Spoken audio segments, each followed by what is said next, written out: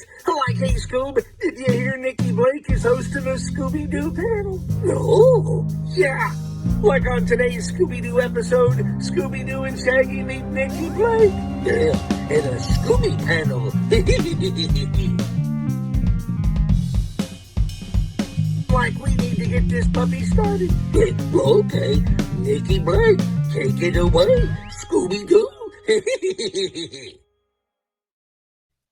Welcome to the Scooby Panel. I'm your host, Nikki Blake from ScoobyAddicts.com, and today we'll be talking about the Scooby-Doo Where Are You Now special again.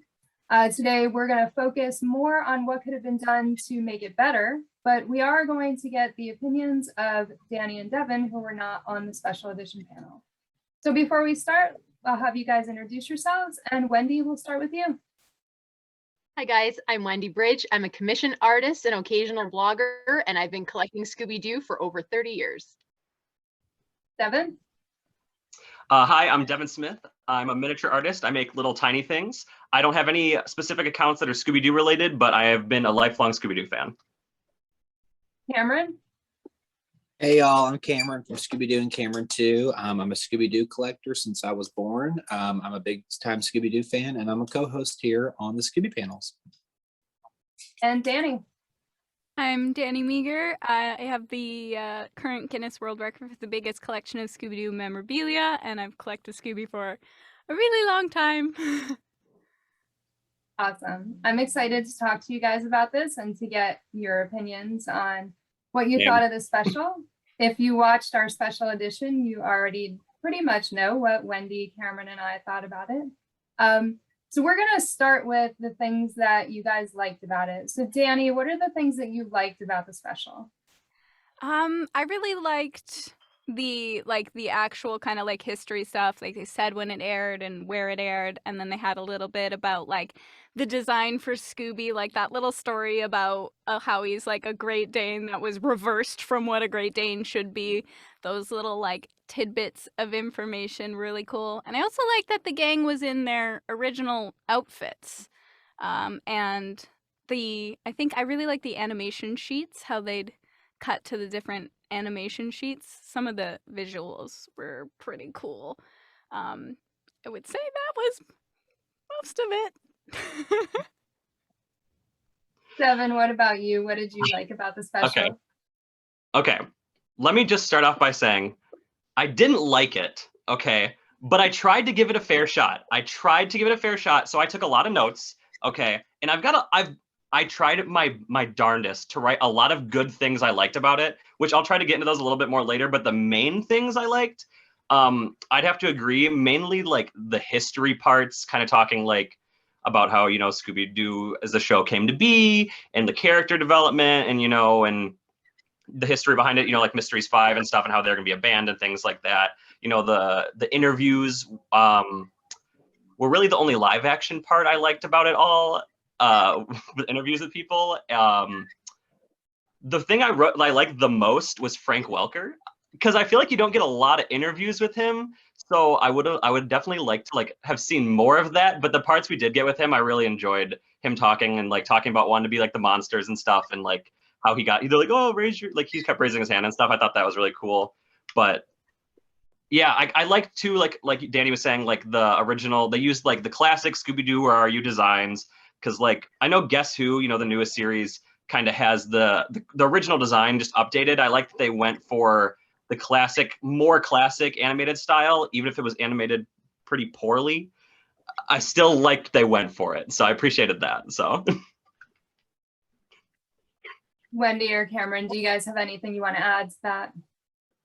No, good. Like Devin, I just didn't like it. I mean, I will say, like, I mean, there was things I did like here and there. I mean, like I said, and I'm kind of covering over what DANII and Devin said, but I really like the interviews. I love how they were I loved how they all sat on the couch together. I thought that was really cute, you know, like, you know, in the studio. And you know, I like that they drove in the Mystery Machine. I thought, you know, they should have done like an animated Mystery Machine, you know. I mean, I get like the whole live thing, but it was just kind of contemplating back and forth.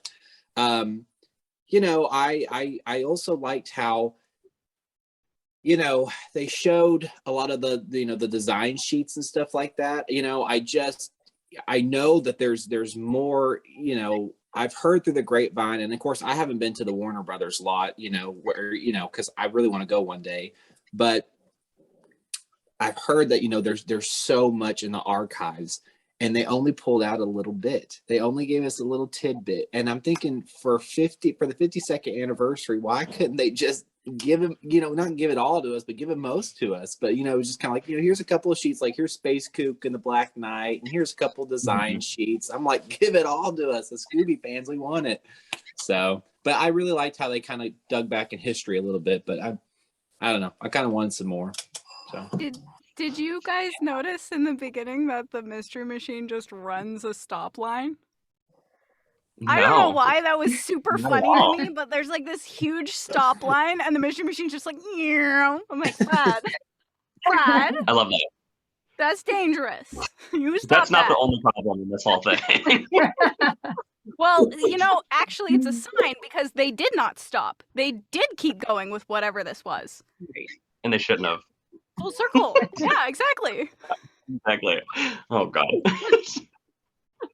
One of the things that I think that we didn't necessarily touch on in the special edition was the when they did talk about Iwo Takamoto and how he designed Scooby-Doo. Definitely one of the good things about the special, one of very few, but it was at least good that they gave him some credit, because they certainly took all the credit for themselves for creating Scooby-Doo. I can list some of the things that I did think were decent about it and see if you guys agree. Because I watched it twice. Let me tell you, because you guys watched it live, I had to watch it on the CW app. It was like a 40-minute special, right? It took me like 2 hours to watch this because they had 2-minute ads every 5 minutes. And I was like, it made it all the more infuriating just to watch it with all these ads. I was like, holy cow, like, let's get back to the special. So that put a damper on it too. But I tried to pick out good stuff. So let me know if you guys think any of this stuff's good. So Cam, you were talking about the Mystery Machine in like the live action. I liked that it looked kind of more like the original Mystery Machine versus the one that was like in the live action movies. You know what I mean? Like they did like an updated version of it. And I thought, you know, decent enough. I liked the title of the special, Scooby-Doo, Where Are You Now? Like, it was a good play on the classic title, and it makes sense. You know, I think they did a good job with the whole Where Are You Now thing. I think that made total sense instead of something like absolutely ridiculous. I liked that it was at the Warner Brothers lot. I don't like how they use the Warner Brothers lot, but I liked that it was kind of like a behind the scenes type of thing. Did anyone notice in the very beginning, I think when kind of like when the title Scooby-Doo, Where Are You Now like came up, there was like a song playing in the background, and I think that it was like the cast singing, because I'm almost positive I heard Frank Welker singing. And I don't know if anyone else noticed that, but I was like listening to it, and I thought the first time, I listened to it the second time, and I was like, I think that might have been the cast singing like this intro song. Did anyone else notice that? I don't think I noticed that, no. Okay, just curious. I'll have to go back and see that. I'll have to watch it a fourth time. Yeah, oh my God. I'm sorry for you. Me too. I liked that they included a laugh track a little bit with the animated parts, like when there was like funny stuff. We already talked about the interviews with the cast and the creators. Oh, there's this one part where Shaggy and Scooby were walking down the street and they had sandwiches like right before they met the snow ghost, and the background was like repeating. And I thought that was kind of an interesting like callback to like the older ones, because they definitely had the repeating backgrounds like the whole time. So I thought that was kind of like a nice little touch that they didn't like address it all. They just kind of threw it in there. And like, I kind of liked that. That was kind of fun. Frank Welker, obviously. There was a Friends I've never watched Friends. I don't know if you guys have, but I liked the Friends reunion joke, because they're like, oh, we're filming like the Friends reunion because they like the reunion so much. So I thought that was like a decent joke. Most other ones sucked. Oh my God. That's about it. That's all I got for stuff I liked. Don't talk about a better reunion special during your. I tried to give it a fighting chance. Well, hold on. I got a question real quick, because okay, supposedly They aired it on October, but then something in November they're bringing it back. Is it just they're bringing it back to show it again, or what is that about? Yeah, I think they're going to re-air it again. Oh, You know, okay. in case you want to be tortured a second time. I love Yeah. how Danny goes, "Oh no." Like, guys, come on. Is that not just Warner Brothers like rubbing our noses in it? Like, is that For just sure. me is reading way too much into everything? But that just feels like they don't usually do that. You know what I mean? Like, they aired it again the next night. That's very typical. It's on the app. You can watch, blah, whatever. But now Well, it's like, you gotta oh no, use an ad more than once. oh my gosh, like that is just, ugh, Yeah. ugh, no. Yeah. Yeah. Yeah.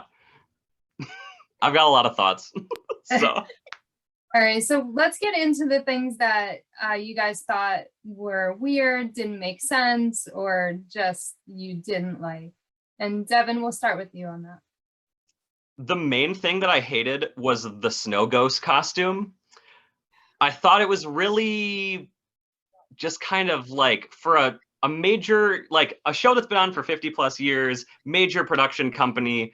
It was like you get it at like Walmart around Halloween time type of costume. Like it was very cheap looking, and the entire, like every bit of the snow ghost parts I did not like. Like when he was like glowing and he showed up, like I was like, who is that at first when he first showed up? Like I couldn't even tell it was a snow ghost. Like and then there the parts where he was like running around and chasing after Shaggy and Scooby was bad. Like it looked like I had film classes in high school, and I did a lot of like filming that wasn't the best, and like making like videos and movies and stuff. And like it looks like something that like I would have made then that was like kind of poorly made, not something that was made by like a major company. You know what I mean? Like not to like try to roast them too much, but it just was like it looked really cheap. Like it looked really cheap. And for a reunion special, it shouldn't be that cheap.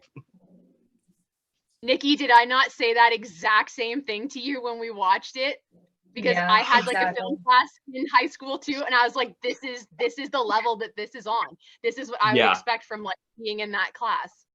Yeah. You did make a comment that you thought maybe there were just some interns that were in charge of putting this whole thing together that hadn't done anything really other than what they did in school. And this was their time to actually put this together. And yeah. Graphic design is my passion. For real. Seriously. That's what it felt like. It was so bad. There was a part too. I literally wrote, I wrote the trap scene at the end when they were like chasing the snow ghost around. They went to trap him at the like Warner Brothers water tower or whatever. I just wrote, I'm bored in parentheses next to it. Just because it got like, I was at the end of it and I was like, this is getting, it's lost all my attention. It's super boring. They were running around those banana splits costumes for whatever reason.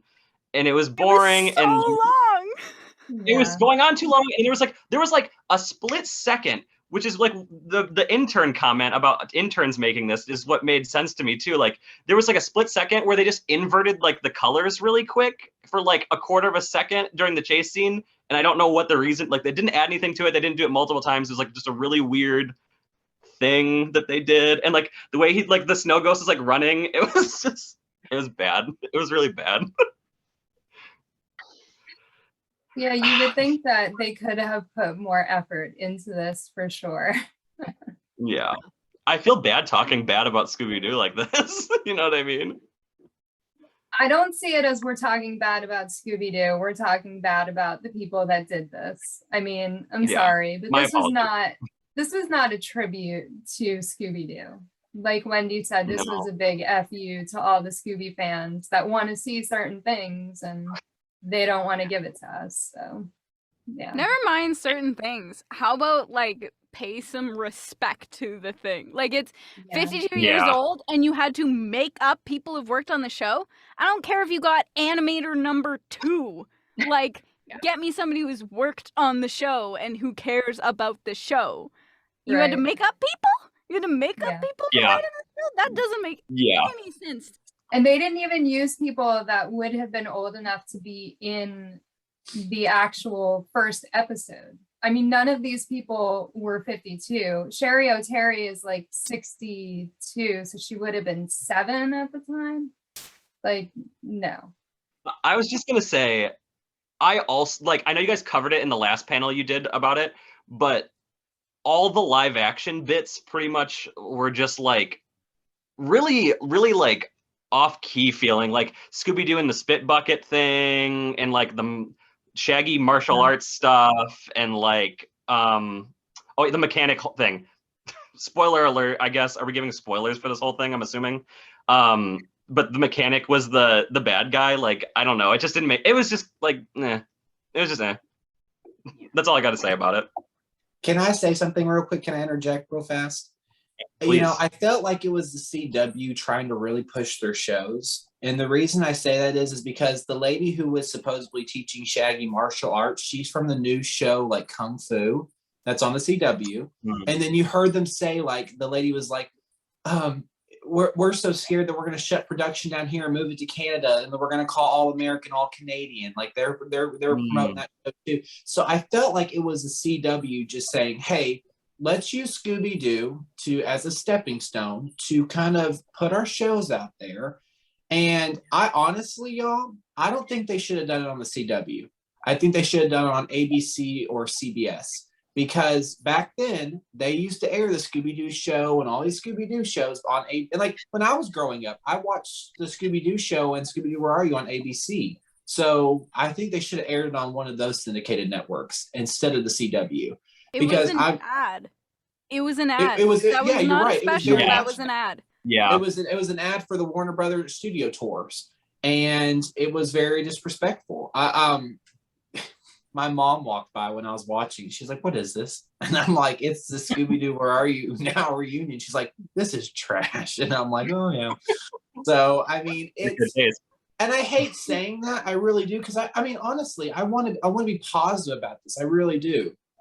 But when you're messing with a cartoon that we have loved for so long, and you're throwing it right back at us fans and saying, you know, here you go, and I feel like, you know, even though Warner Brothers had total control of that, I still felt like the CW just like plowed their way through it and made, you know what I mean, made it the way they wanted to. And Warner Brothers just like, okay, which I get Warner Brothers still should have put a stop to it, but I just felt like if y'all watch any of the shows on the CW, you know they will cross any line. They don't have any boundaries. So we can clearly tell that CW just like totally full force into this Where Are You Now reunion.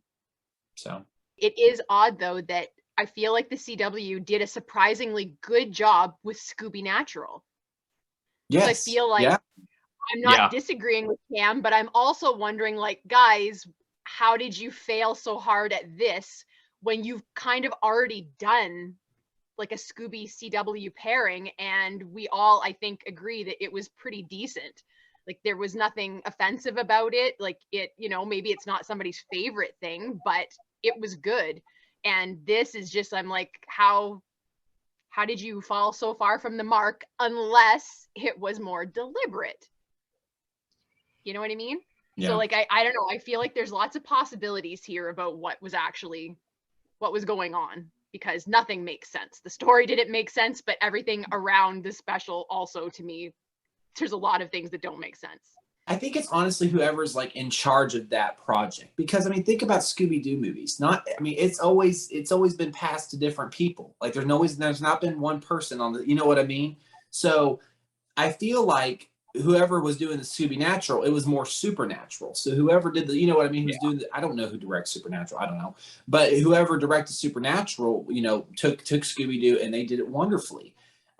You know, and I'm very glad that y'all brought up the interns thing, because, you know, I will say, like, I even follow the Looney Tunes main account, and like the interns run that account, and the interns have so much reign, like they have so much like going on. They even create merchandise for the Looney Tunes stuff. I'm just saying, I'm just using that as an example. So I think y'all are right. I think the interns have a whole lot more hands dipped in it as much as they do. And you know, and like I said, I feel like I'm complaining about this a lot, but like even with the official Scooby-Doo account, they don't even interact with us Scooby-Doo fans. You know, every time I make a post on Instagram, I always tag the official Scooby-Doo account on there. And and I'm not saying like, oh, I have to get all the likes from, I'm not saying that at all, but like they never acknowledge us. They know we're there. You know, they never promote our stuff. They never follow us. I mean, just kind of stop and think about this. You go on there tonight, y'all, if y'all are listening, go on to Instagram and go to the official Scooby-Doo account and go look at who they're following. That's all I'm going to say. I'm not going to say anything else, but just go look at who they're following. I'm just going to say that. It'll shock you. Interesting. Yeah, it really is, because they're not following Scooby-Doo people. They're not following anything that has to do with Warner. I mean, so I feel like it's just interns following who they want to follow. It has nothing to do with Scooby-Doo. So I feel like it's they don't take it seriously. I mean, I'll be honest with y'all. I mean, if the Scooby-Doo account was put in Nikki's hands or Wendy's hands or Devin's or Danny's, I guarantee y'all would give 110% to that account, and y'all would be full force to the Scooby-Doo community. But I just don't understand. I mean, I don't know. I just, as me, Nikki, and Wendy did the first panel about this special reunion, the more I thought about it and the more I finally came to the conclusion that, yeah, they know we exist. They just don't want to deal with us. And I it's went sad. on like a wild rant when Nikki and I like watched this special, and I was like, why do they ignore you? Why do they ignore you? Like, nothing but content for them. That's it. Like, you just do amazing stuff for them. You two, Cam, like all of us, like do amazing stuff for them. And it's just like, okay, so whatever. Yeah. There's a mom blog who's never watched Scooby-Doo that I need to support. Like, and see, and Danny, I'm so glad you said that. And Nikki, I'm not trying to go off, but you know, here's my thing though.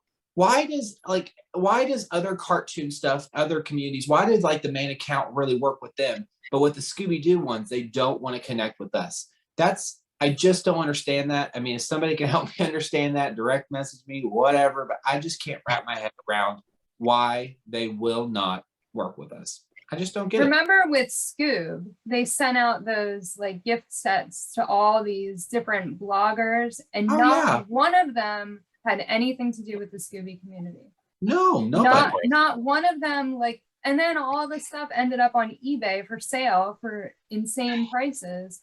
Whereas they could have sent it to people in the Scooby community that were actually posting about Scoob long before these blog people were.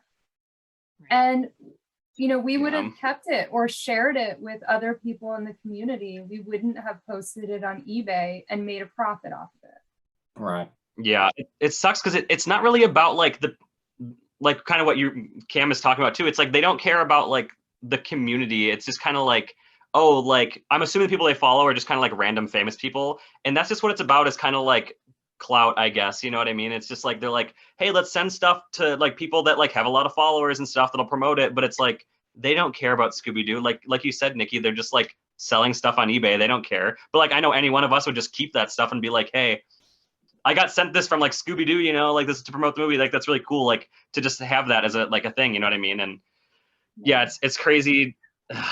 Yeah, it's a shame too because there's so much cool like Scooby-Doo fan art out there. Like I see so much like I follow so many people on Instagram, and I see a lot of people post on like Reddit and stuff too.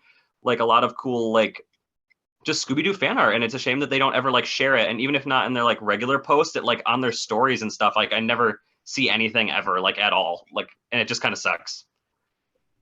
Yeah. So Danny or Devin, do you guys have anything else that you want to talk about that was weird, didn't make sense, or you just didn't like? One very important one, I don't care how many times it's said, leave Scrappy alone. Stop it. Most of us like Scrappy. Stop that. Either don't talk about him at all, or give us what Scrappy actually was. I'm tired of these little jabs that nobody's going to get if they don't know who Scrappy is. Like, just let it go. It's not even a funny joke. I love Scrappy. Not anymore. But you know what? It's just like, it's dead. It's not a funny, nobody's like, oh, got him. Like, yeah. And you know what, sure. Danny? I think I totally agree with you, and I think it was very weird how they started right off the bat with it. And I said that like when we did the last panel, it was like, hey guys, thank y'all for coming to the reunion. Like, you know, Janelle was sitting there talking, and was just like, okay, let's address the elephant in the room, Scrappy. You know, then she goes and just like, I mean, you know, then they're destroying him at him, and I'm like right off the bat, are you serious? And I'm thinking to myself, and y'all noticed too, the Hex Girls were never mentioned. Scooby Dum, Scooby D, Vincent Van Ghoul. Flim I mean, Flam. but yeah, I mean, I was Flim just about to Flam, I'm say just all that saying, too. like, all these different characters within Scooby-Doo, and they barely scratched the surface. And I don't get the hate for Scrappy Doo. It's not funny anymore. It really isn't. I don't find it funny. About this, I have something to say about the Scrappy thing too. But also before that, instead of all these weird live action like people like Janelle Parrish, like I'm sorry, I don't know who that is. Maybe I'm uncultured. I don't know. All these people, like I didn't really know who they were. Instead of bringing them in to promote their other like shows on the CW, like you said, bring in like Scooby Dum, like bring Scrappy back, like the Hex Girls, like Vincent Van Ghoul, Flim Flam and stuff. Like they should have brought them back and done like more interviews with them, or like they could have been interviewing the Scooby-Doo gang or something. I don't know. But like bring back other characters that we know, not these random new ones that aren't even real characters. They're just like Laszlo the mechanic. Like you're giving us a fake one-off character that I don't know. Like very odd choice for a reunion, I think.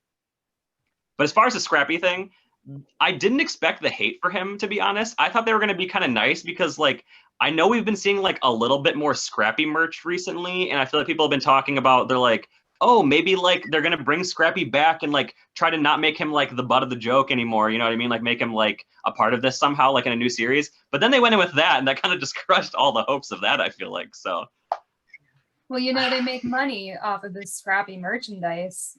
Were they making money off of this special? They're airing it. It's on their app. So, they maybe they think that people still don't like Scrappy. Although if they were paying attention to the Scooby community, they would know that's not true. That people don't feel the same way they did in like 99, 2000.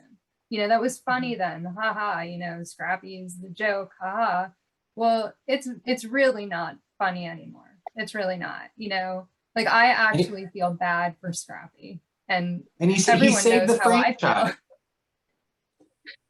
He saved the franchise. I don't understand that. If you have a cartoon character that literally saves a franchise and keeps it going, and you make that the most awful, you just completely trash it. I never understood that.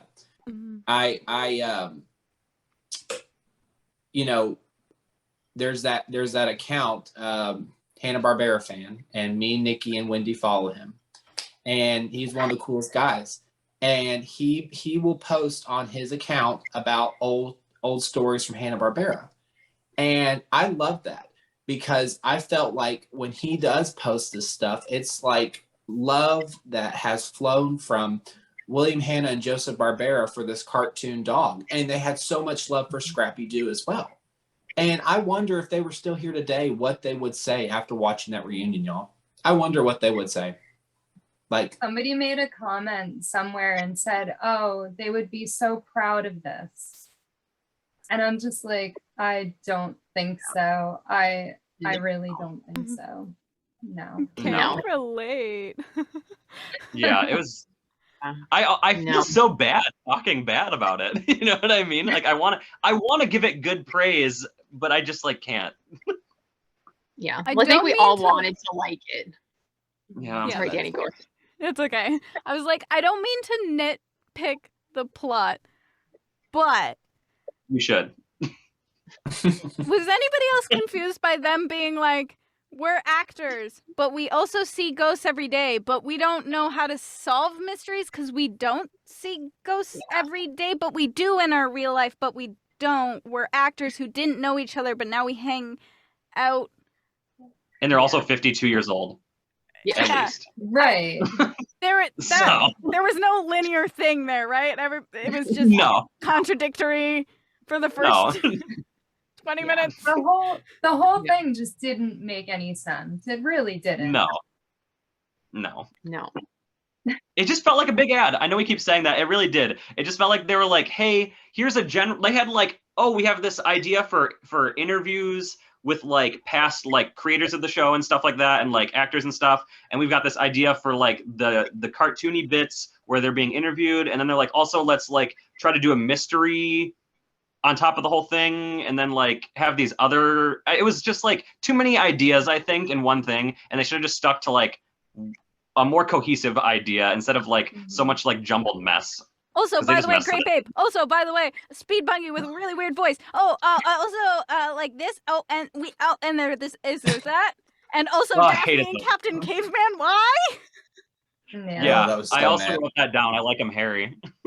Ugh. Oh my god. You know, a mess. I'll tell y'all how bad it got. I messaged Scott Ennis and I asked him, I said, did you watch the reunion special? And he said, no. No, I didn't. And I said, may I ask why? He said, I didn't feel that they were going to give respect to Scooby-Doo. He just said that. That's all he said to me. And he was right. And I told him, and I said, can I tell you how it went? How, you know, because I watched it. He said, yeah, for sure. I said, they did not give Scooby the respect he needed, I felt like. And he said, wow. He was like, because they want to do what they want to do. They don't listen to the fans. They do what they want to do. And that breaks my heart because I just feel like this had so much potential, and yet this is what we got. And I've talked about this on the previous one we did for the reunion one, but you know, I never understood why 52, why we had to wait to 52 to get this reunion. And why couldn't we do it when we got the 50th anniversary? Like, I mean, even when there was a 50th anniversary, I felt like it was kind of swept under the rug, you know, kind of take it back a little bit. I mean, box lunch, they I think that was the only thing that they did with box lunch. And I remember Warner Brothers, they did like a little movie premiere for Return to Zombie Island. They had like a Scooby cake, and you know, a couple people showed up and they put a couple stories out, but that was it. I mean, I was like, why are we not going all out? This dog has been around for 50 years. He's been in, you know, you could walk down the street in a different country and ask somebody, you know what Scooby-Doo is? Oh yeah, I know what Scooby-Doo is. This is, you know, that mystery solving dog with the 4 teenagers, you know? I didn't, I mean, I don't know. It was so much that we wanted, you know, and I know we were excited. I mean, Nikki was posting about it. Wendy was posting. I know all of us were posting about it. We wanted so much out of this. And it was just like, you know, and I don't know. I kind of felt like, you know, we did not get to see enough of the voice actors. Like, I mean, here's my thing. Why didn't we get to see like the actual, like behind the scenes, like where they worked, where they voiced the characters, like their little studio set, like, you know, kind of see like, you know, where, you know what I mean? Like, you know, like the booths they actually work in and kind of like the stuff they got up, you know, and the scripts and the menu, you know what I mean? Like, oh, that would have been really cool to see. And then like have the 4 together, like, you know, Gray, Kate, you know, Matthew and Frank, and they're like, hey, this is what we do. We're voice here, you know, and they all voice together.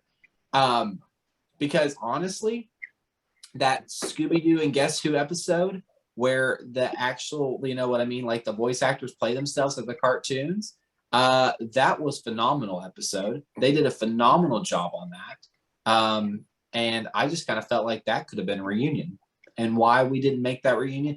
And another thing too, this is such a little pet peeve. Why do they keep using Scooby-Doo Abracadabra-Doo, the song, over and over again? It does not make sense when you have a snow monster chasing you through a LA, you know, Warner Brothers lot, and you got that song playing. I felt like no money was put into it. None. Like, was there any money? Ridiculously cheap. No money for a new song, no money for the costume, no money for, you know, any special effects or props. I mean, when the snow ghost glowed, like Devin said, it kind of looked like someone took like one of those, like, you just download those cheap apps and kind of outline it yourself. Like, it was awful. I thought that they were going to make Scrappy the villain because it was right after they talked about Scrappy that the snow ghost showed up with that weird outline. And I thought that they were totally going to make him the villain. And then they ended up just not even bringing him on at all, other than to talk about it. I'm not going to lie. I feel like I would have liked that better, to be honest, than what we got. Like, at least it's like a callback to the live action movie. It's like something, It's a callback to something that actually existed. You know what I mean? That was Yeah. just, yeah. Even if you only had a bank of Scooby-Doo songs, like the song from Camp Scare would have made more sense than using the one that says literally Abracadabra Doo, which is a specific movie title. Yeah. So like it's like, oh, somebody spent like, okay, here's the songs in this one. Whoop, okay, here we go. But Like, you know, the it's weird thing is, Danny, I'm not trying to go down a rabbit hole, but they've used the Abracadabra Doo song literally for like, remember that Mystery Map movie for Scooby-Doo Mystery Map? That song is played over and over again. And I'm like, if I hear that song one more time and not in the not in the Scooby-Doo and Abracadabra Doo movie, I'm gonna flip a table. I'm just gonna flip a table. I'm telling you, it's getting to that point. Going off like what you said and being in the voiceover industry myself, like that's my everyday job. Knowing how excited people get about voiceover and seeing the background scenes and stuff like that, and knowing how much voice actors put into their roles, that alone, even talking about it a little bit, gets people hype. So if they focus on the voice actors, like in their zone, literally anything, it would have been so much cooler than just like the clip at the end with them at their own homes. Even felt like a little like jarring, I think, because it kind of, at least if they're in a voice booth, there's still like a bit of the illusion, like it's not something people are used to, right? Most people aren't used to like a professional studio, but having them like alone in their houses and stuff, except for Frank, like that was like, there's even more of that illusion gone, that character kind of trait. It was just that felt weird and rushed. Yeah, it almost felt like they just kind of threw that together quickly and just added it to the end just to appease people. I would have preferred the whole thing to honestly just be about like I know the voice actors haven't been the voice actors for like all of the series or anything, but they are who we have right now and they've done a lot. And it's like, I would have just like preferred to see them the whole time, honestly, like showing us like behind the scenes stuff with like some animated like little bits thrown in, like give us like a tour of the studio. Where do you film? Like show us some, like there's got to be some like Scooby-Doo museum-esque type stuff at the Warner Brothers place. Like show us some old animation cells or something. Like give us like the behind the scenes, you know what I mean? Like where's all that at? And real animation scenes, because I'm pretty sure that that dog that they showed was not concept art of Scooby-Doo. And the band, I don't believe that was concept art. So yeah, to see actual concept art would have been nice. Well, in the art that they used for the band, I want to touch on that real quick. It would kind of felt like new art, like it was just like recently drawn. So I mean, you know what I mean? And I also felt like it was weird that they didn't mention that like Scooby-Doo wasn't supposed to be called Scooby-Doo Where Are You? It was supposed to be called Mysteries 5. And, you know, showing like what the gang would, you know, because Fred didn't have yellow hair. Fred had like, this brown hair, you know, like everybody looked different in the gang, you know? So, I mean, like, I don't understand why they didn't show that. Another thing too is, you know, I wish, and I kind of felt this was kind of, it's like swept under the rug. Like even like old clips like shown, like, you know, there was a couple like old clips like from Where Are You, or, you know, the Scooby-Doo show or whatever. But like if it was one of the like if it was Shaggy speaking, it wasn't Casey Kasem, it was Matthew ubbing his voice. And I'm like, yeah, why do you do that? Matthew didn't voice, and I'm not saying anything against Matthew. I think Matthew does a great job as Shaggy, but why not let that clip just show Casey, you know what I mean, voicing as Shaggy? And, you know, here's my thing. You know, some of these voice actors that have voiced in Scooby-Doo, some of them have passed on. But quite a bit, a handful are still alive. Scott Innes, Mindy Cohn. I mean, I could keep going on, but they're still alive. And why would you not bring them on? I mean, I'll be honest with you. I thought it was weird that they didn't bring up Mindy Cohn on the you know what I mean? It was kind of like, oh, well, you know, she's not here anymore. It's all about Kate. And I'm not saying anything about Kate either, but, you know, and I you know, I wonder if Mindy watched it. I really do, because as we talked in the previous panel, even, I mean, Nikki, when we watched it, I just messaged Nikki, and Nikki was like, what is this? And I was like, I don't know. Let's keep watching. Hopefully it gets a little bit better. And we just kept messaging back and forth. But even Nikki made this comment to me, and I could not agree more. It was like Velma during the Where Are You Now complained during the whole reunion. And was it just me that saw that, or did y'all see that as well? Oh, for sure. Yeah. And I just, and if you watch the original Scooby-Doo's, she never complains. Like, they never complain. And it's like they made them dumb down. It's like they made them where they complain and just gripe and moan about everything.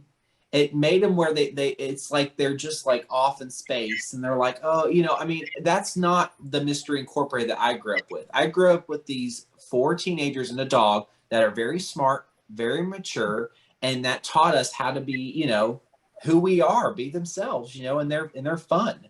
And I felt like during this reunion special, it was kind of like they just, oh, they're cartoon characters, so they're supposed to be like dumb and silly. Well, no, not all cartoons are dumb and silly. True, you're not wrong with like what you're saying though, because like there's 50 years of like character development, and they just kind of threw it out the window and were like, they're just kind of like silly little dumb cartoons. And it's like, this is the reunion. You'd think you'd want to like really take all the years of like effort that's been put into these shows and like movies and stuff and really like showcase them, but it was like almost the complete opposite. Like, they did a better job. Like, it wasn't even like a reunion special, but do you guys remember the Blair Witch one? What was that called? The Scooby Project? Yeah, the Scooby Project, that's it. And it was just like, that wasn't even like a special really. It was just like bumpers in between like the episodes and stuff. And like, they did a better job with that. And that wasn't even anything really like for anything like that special besides like a Halloween, you know, thing. But like better animation.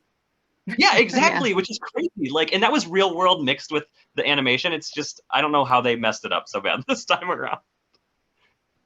So I know that they knew what we wanted to see. And I know that because at the end of it, the producer person, like right after they unmasked Laszlo, said, all I had planned was a lame blooper reel, a Q&A with Conan O'Brien, and a surprise visit from the actors who do your voices. Thanks to you, I didn't have to produce any of that stuff. We didn't even need to do an awkward trivia game or fill the time with clips and interviews. They knew what we wanted to see. Why would you just out yourself like that?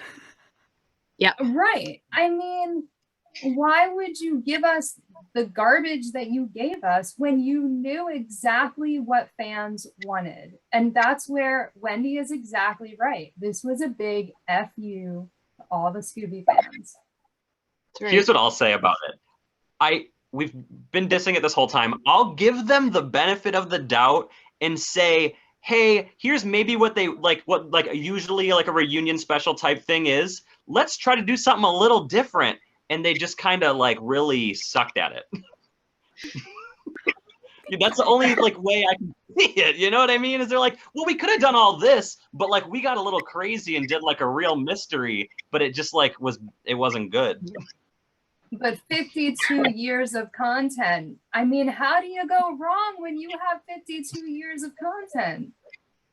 Yeah. Yeah, just the fact that I'm so glad that you wrote out the quote, because I couldn't remember everything that she had said, but that was the one thing that we did not talk about in our previous panel, and I was like, okay, that was the other thing that really made me angry, because that again, that is just another way of like rubbing people's face in it. There was no other reason for them to say that and to get it. I mean, people, like, there was build up for this special.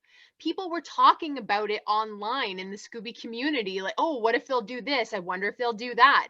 And for them to rhyme off things that people brought up, you know what I mean? And like, it was just them rubbing our face in it. The whole thing. I mean, I still stand by it. It was just like, F you guys, we don't care. We're going to do what we want. And you can, if you don't like it, you can leave because we're in charge. And that's just the end of it. Because that was so, oh, that really rubbed me the wrong way when she said that. Like, it would have been better to just like have a crappy special and keep your mouth shut. But they just had to throw a little salt in the wound. You know, what is that meme with that guy with like the salt or whatever? Like, I felt like that was Warner Brothers just like giving their little their little salt sprinkle to the rest of us, like on the end of it. You know what I mean? Like, here's your ice cream sundae. I ate half of it and now I'm gonna pee on it and now you eat it. That's it. Pretty much. The problem is that Scooby's at the point that because it's lasted 52 years, it sells itself. That's right. So Exactly. they're just privileged now. They're just like, we don't have to do anything. Every other franchise has to fight for it. We could put out like a Scooby-Doo, one singular sock with a hole in it, and somebody will pay $30 for it. And you're like, Wendy, correct me if I'm wrong, but didn't you say that they mimic some of the stuff that we said as well with the panels? Yes, there. I am Hmm. like, I'm not saying that something has not been said in the past that I'm unaware of, because like, who the heck am I? I'm nobody. Okay, I understand that, but until I heard Cam specifically describe each member of the gang as like, what are they in the gang? Specifically, Daphne being the heart of the gang.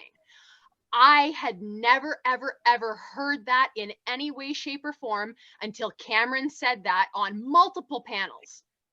Multiple panels, Cam has described them. And there is, I'm not sure which guy it is, but during one of the interview segments near the start, I think, he literally says almost verbatim, he describes the gang, including, oh, and Daphne's the heart. Because as soon as he said that, I was like, wow.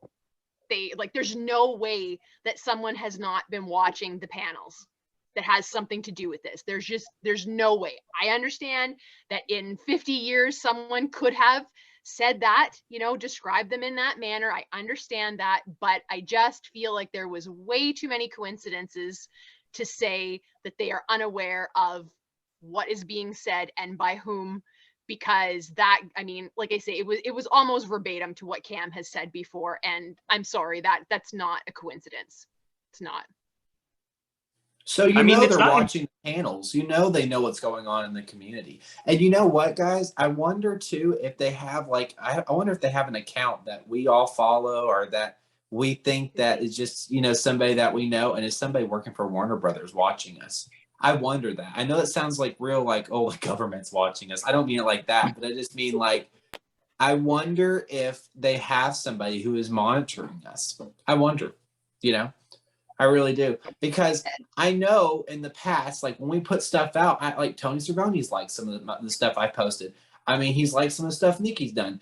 I mean, Great Allow. I mean, these voice actors, they've liked our stuff. They retweeted. They know we're there. I mean, it's not like they're just like, oh, okay, retweet. They're like, oh, okay, this account. Okay. And they'll read our net. You know what I mean? So they know we're operating. And I feel that it's just weird. I've always been raised that when somebody's there, you never overlook anybody. And I understand that this is a corporate world, and Warner Brothers is a business and stuff like that. But how do you overlook a community that shows nothing but love to this cartoon dog? I mean, Not only that, but Yeah. they took everything that anyone in the Scooby community posted online and they did the exact opposite. Yeah. even if you look at it from a business point of view, marketing is really important. The sheer amount of easy marketing they're ignoring by ignoring the Scooby-Doo community. I collect a bunch of things, like Monster High and Care Bears, and their social media is in the community constantly, and it just makes everybody more excited. Of course. Just even I would say in the special, they could have been like, hey, you know what? We've ignored the community for a long time, but here's one or two people from the community to talk about. You don't even have to talk about them and their connection with Scooby-Doo, but you have them talk about Scooby-Doo. You see physically how much they care. And that just that would be amazing. But they would have to care about Scooby-Doo in order to care that we care about Scooby-Doo. And they don't. Yeah. I feel like, unfortunately, especially in the business world, when you get into the big time, Warner Brothers is not some rinky-dink studio. You know what I mean? They're a big deal. And I feel like you really only need one person close to the top who has a different vision than everybody else, but has so much power that everybody else has to do what they want. So I am not even like, I will backtrack a little bit and say like, maybe it is even a little bit harsh to blame Warner Brothers as a whole. It literally could be one person who doesn't like as we've been talking about this, I've been thinking very hard about like, what is like an underlying current here? Thinking of all of the things that they have changed, all of the things that they have like thumbed their nose at, they've made fun of, like how they've treated Scooby-Doo, and how like the one thing that the special lacked was any connection to Hanna-Barbera. It's like they did, apart from the fact that I think that there was like 1 or 2 clips with Joe Barbera, but even that, they didn't even play it up like it's Joe Barbera. That's a big deal, that he's not a nobody. He's not just some Joe off the street. You know what I mean? He's a big deal. And even that, they kind of like downplayed it. And I feel like they did everything that they could to remove Hanna-Barbera from Scooby-Doo, take ownership of it themselves, and to recreate him in their own image. Clearly, there is somebody involved that has a lot of power that I think doesn't like how something that is so wholesome, clean, full of values, full of value for the viewer. And I think that it's just one of these people that it's very popular today. This, I like, everyone like wants the negativity. Give me the drama, give me the tea, make something that it's like, ooh, it's gritty, it's raw, it's rough. And that is kind of the trend today, that a lot of people are gravitating towards that. And it very much flies in the face of everything that has come, you know, the 50s, the 60s, into the 70s. Everything that Hanna-Barbera did was meant to be please the fans, but give back to the fans. If we're going to make a children's show, we're going to do something that is of value to them. It's not just going to entertain them. We're going to teach them life lessons. We're going to teach them how to behave when they're around other people, how to treat other people. You know, we never, ever, ever see the Scooby Gang talking bad about each other, talking down to anybody else. They don't make fun of anybody. There's none of that. And that is a really great model to show to children. And it's also a really great model for adults, because I'm sorry, we all need those reminders. Okay? You can be taught when you're young what's right. You can be taught how to behave, but it is a lifelong struggle every single day to stick to that. It's hard when somebody says something mean to you to not just haul off and slap them in the mouth.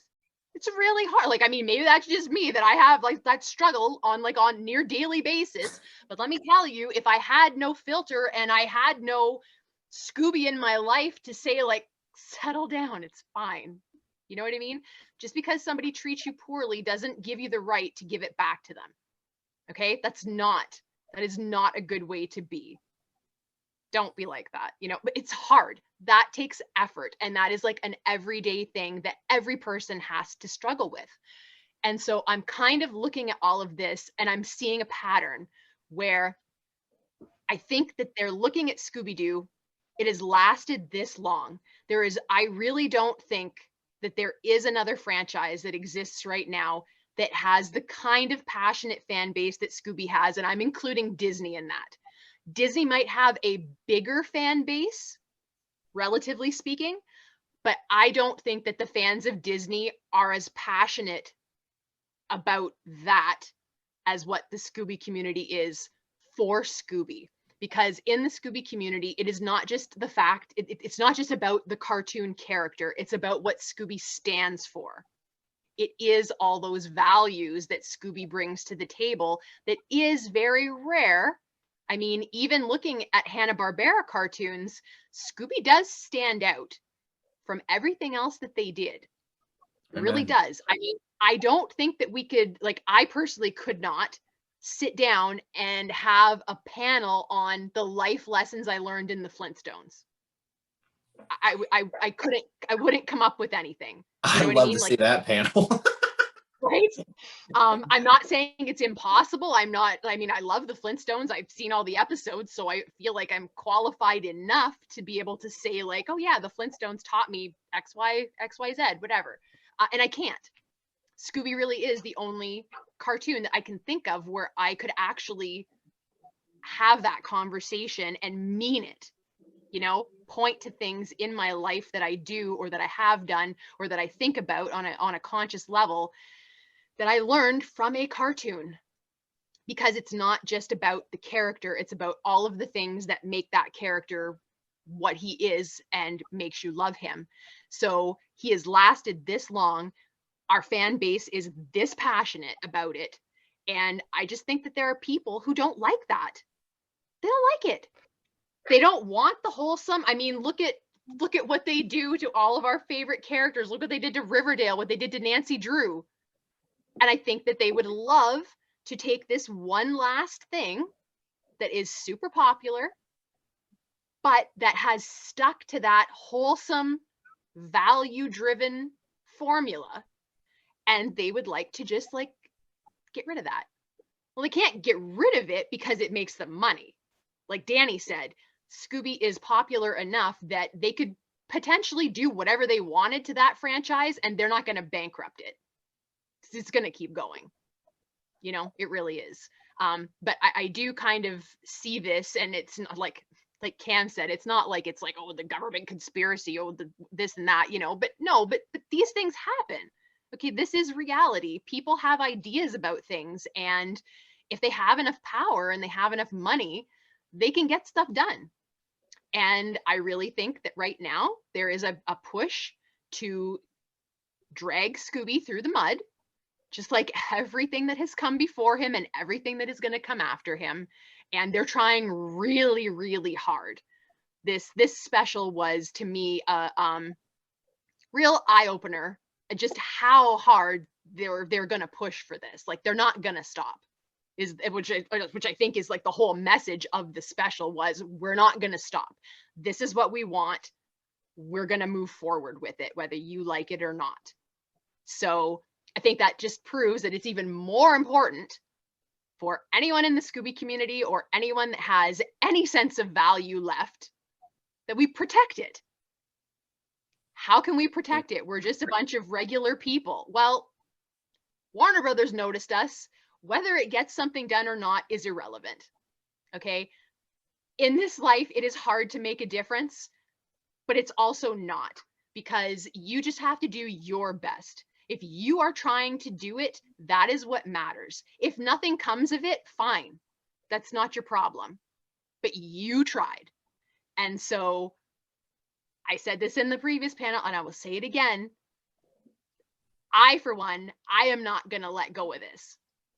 Warner Brothers, the harder that you push, the harder I'm going to push you right back. I really am. Because maybe you're going to have your way in the end, but you're not going to shut me up. And I am going to make sure that anyone that comes in contact with me knows my version of Scooby-Doo, the version that Joe and William created and spent how much time and effort and money to cultivate, and that people have spent 50 years protecting. Well, guess what? Now it's up to us to keep protecting it. Because the very people that were tasked with protecting it, who took it over, are trying to destroy it. Well, screw you, if that's what you want to do. Screw you. From one WB to another. That's what I say. Oh, I see what you did there. Like, I wonder, y'all, and Wendy brought it up perfectly. And Nikki, Devin, DANII, and Wendy, I want to know what y'all think about this. Do y'all think that this Where Are You Now is kind of like Warner Brothers saying, hey, we're wanting Scooby-Doo? Because there was a lot of adult stuff thrown into this, a lot of adult sex jokes, a lot of adult things. Do y'all think they're kind of segueing into, hey, we're going to throw a lot of adult stuff in here, and get ready, because when Velma comes out in the series, we're going to throw a lot of adult stuff in there. Do y'all think that? Because I do. Do y'all, I mean, honestly, do y'all think that? See, yes. I think it would have kind of made sense too with the whole adult themes in this special if they kind of were leaning into like announcing that the new Velma show was going to come out, because there's the whole Bungalow 15 thing, which were the clues, and they were like, oh, it's a new show or movie or whatever, which I think is fake. I don't know, they made that up. It would have made more sense if the clues were like pertaining to like a new Scooby-Doo show that's coming out or like a movie, and they were like hinting at that or something, and that was the big clue. It's like, oh, there's a new movie or show. So like it would have made sense kind of like if there was like some adult stuff thrown in that just to like mix it with it, and then like there was hinting at this new Velma show, which I don't know how that's gonna go, we'll see, but I guess it would have kind of like made sense that way. But yeah, I totally feel that, Cam. I would just say, like, just seeing what I've been seeing increasingly, like them making mention of the gang being older and all these little subtle changes that I've been seeing, and how often I see people be like, oh my gosh, a Scooby-Doo CW show would be insane. I feel like they've just been heading that way for a while, and a little bit of maybe even putting it on CW might have been like hey, like, Twitter, how serious are you about an adult Scooby-Doo show on CW? Like, there's like, I've kind of just been waiting for it. I've kind of accepted that it's like not safe. And there's part of me that's like, you know what, maybe I'm gonna stay in my nice wholesome zone, you know, and kind of be with people who also love the wholesome zone. And I don't own the rights. I just don't. And it's fine if they want to lose my support. That's fine. That'll mean something to me. And there's only so much we can do. But I don't think I'll ever pretend to be happy about it. I don't know if they really thought about the Velma show. I like, to me, because that's an HBO Max thing and this was the CW. I really think they were just trying to be funny, and they failed. At least in our eyes, they failed. You know, there are Scooby fans that liked it, and, you know, they thought it was funny. They thought it was great that they made up all this stuff. But to me, I felt like it was just a waste of time. I mean, they had 52 years of stuff that they could have used, that they could have pulled jokes from that. And at least if they wanted it to be funny, you know, use running jokes from 52 years of Scooby-Doo. But they didn't even do that. They just made stuff up. But I don't think it had anything to do with Velma at all. Just because it's different networks, and I don't think they really think that far in advance. You know, they have mentioned Velma, but we haven't heard anything about it, and we probably won't until we find out when it's going to air.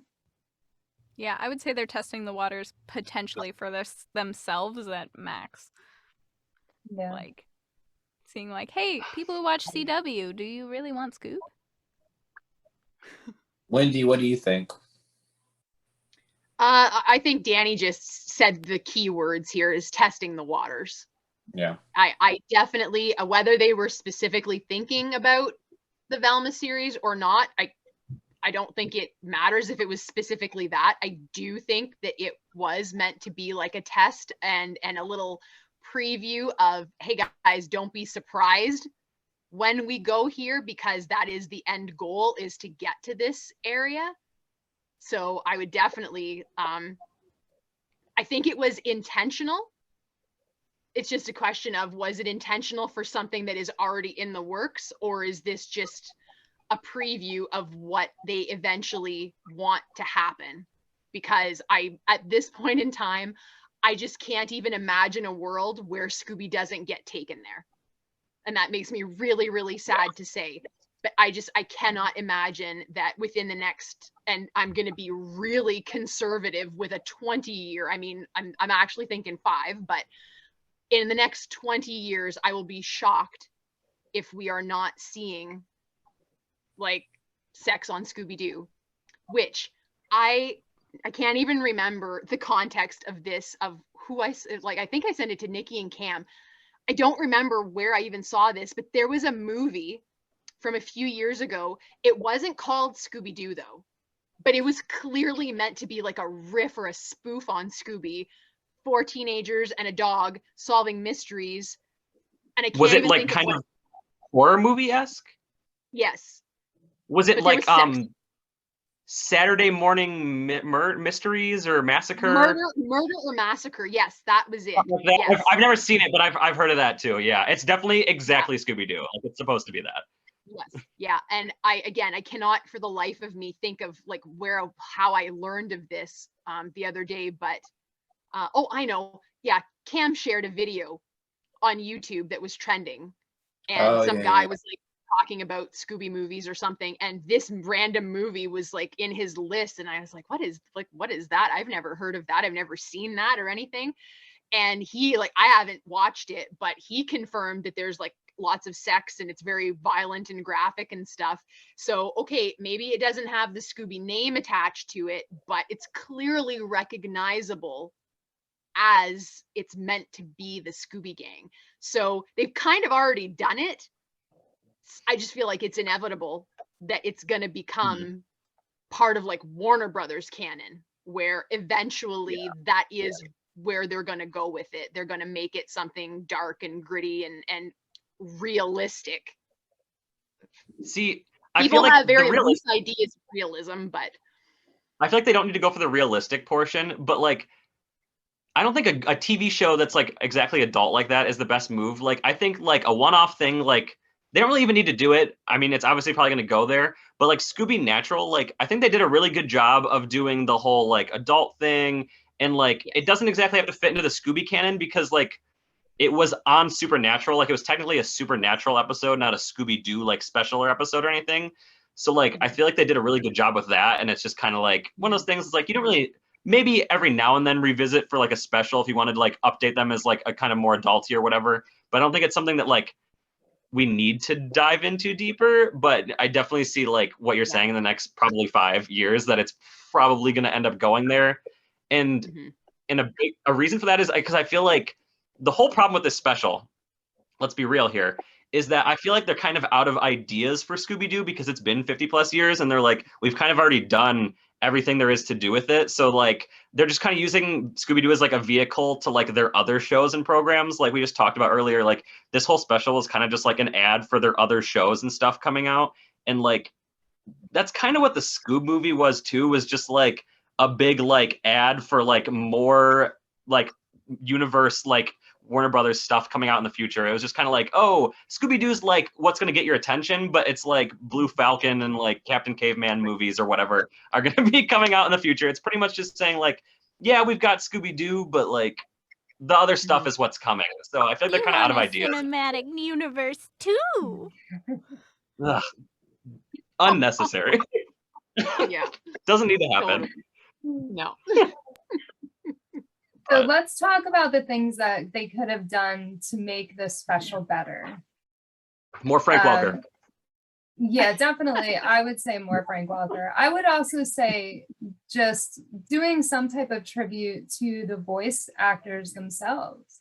You know, it could have been quick. They could have listed all of the voice actors that did all of the characters.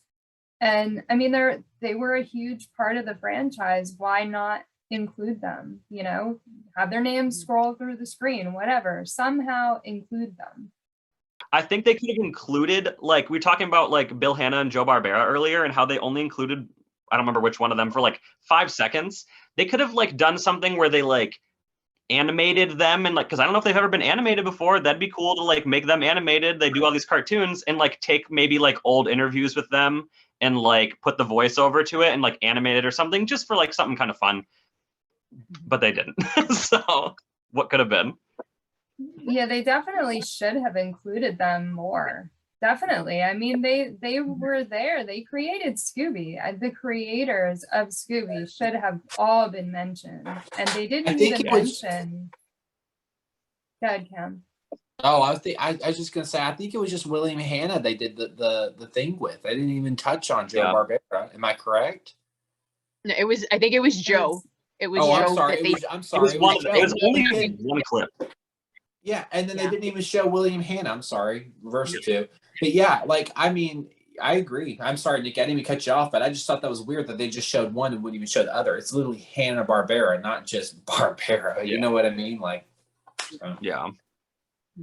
Yeah, but again, Warner Brothers took credit as if they created Scooby-Doo. it all started in their studio. Like, it didn't start in their studio, and they should not have said that. That is the one thing that really irritated me right off the bat in that special. Really irritated me. Yeah. I feel like I would I know they were trying to make it like, I guess, like the animated world is like the actual world, but I would have loved to see behind the scenes stuff, like animation behind the scenes stuff, writing behind the scenes stuff, you know, like just they talked a little bit about their style over the years, but like didn't expand on it. Like, it'd been cool to say something about like red shirt Shaggy and, you know, like that kind of stuff. Yeah. And even just like take little shots at some of people's little funny theories where they're like, it's a different universe when it's red shirt Shaggy and the ghosts are real, and like there's so much there. I think anything on the Community would have been like icing on the cake, but that is like so far distant from stuff that happens that I'm like, that's not even possible. They can't do that. Good animation would have been cool. Yeah. And better jokes. Because they had so many opportunities, like, for good jokes. Because, like, when they were showing the original, like, designs for Mr. Ink and stuff, and, like, we were talking about it earlier, but Fred had, like, brown hair or whatever, it was a little different.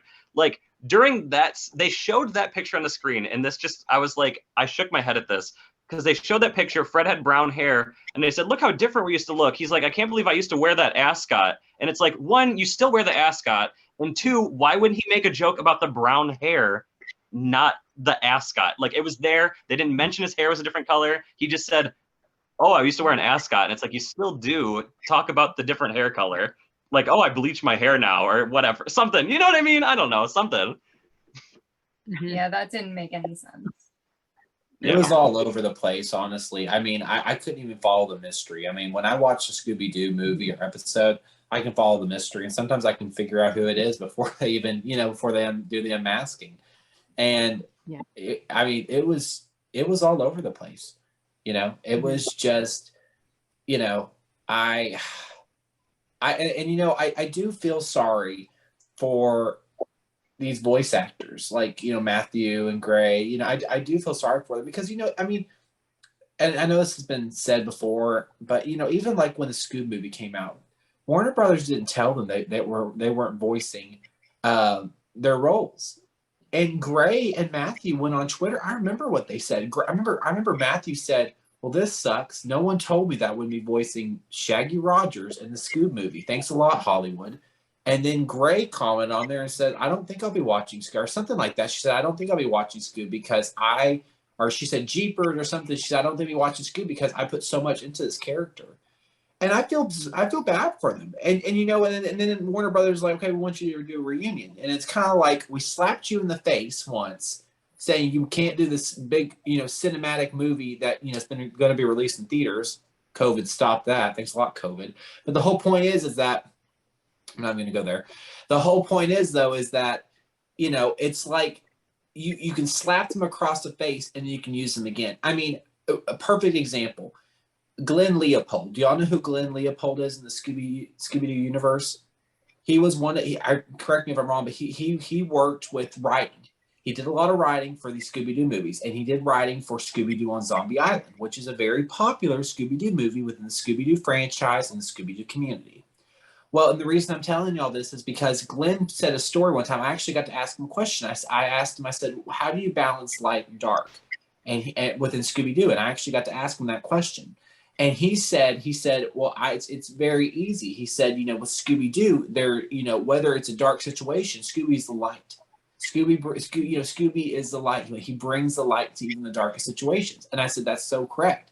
And then he told a little story about he was at a Hollywood party, and Warner Brothers basically cut him off from writing on a Scooby-Doo movie that he wanted to write on, and they hired somebody else.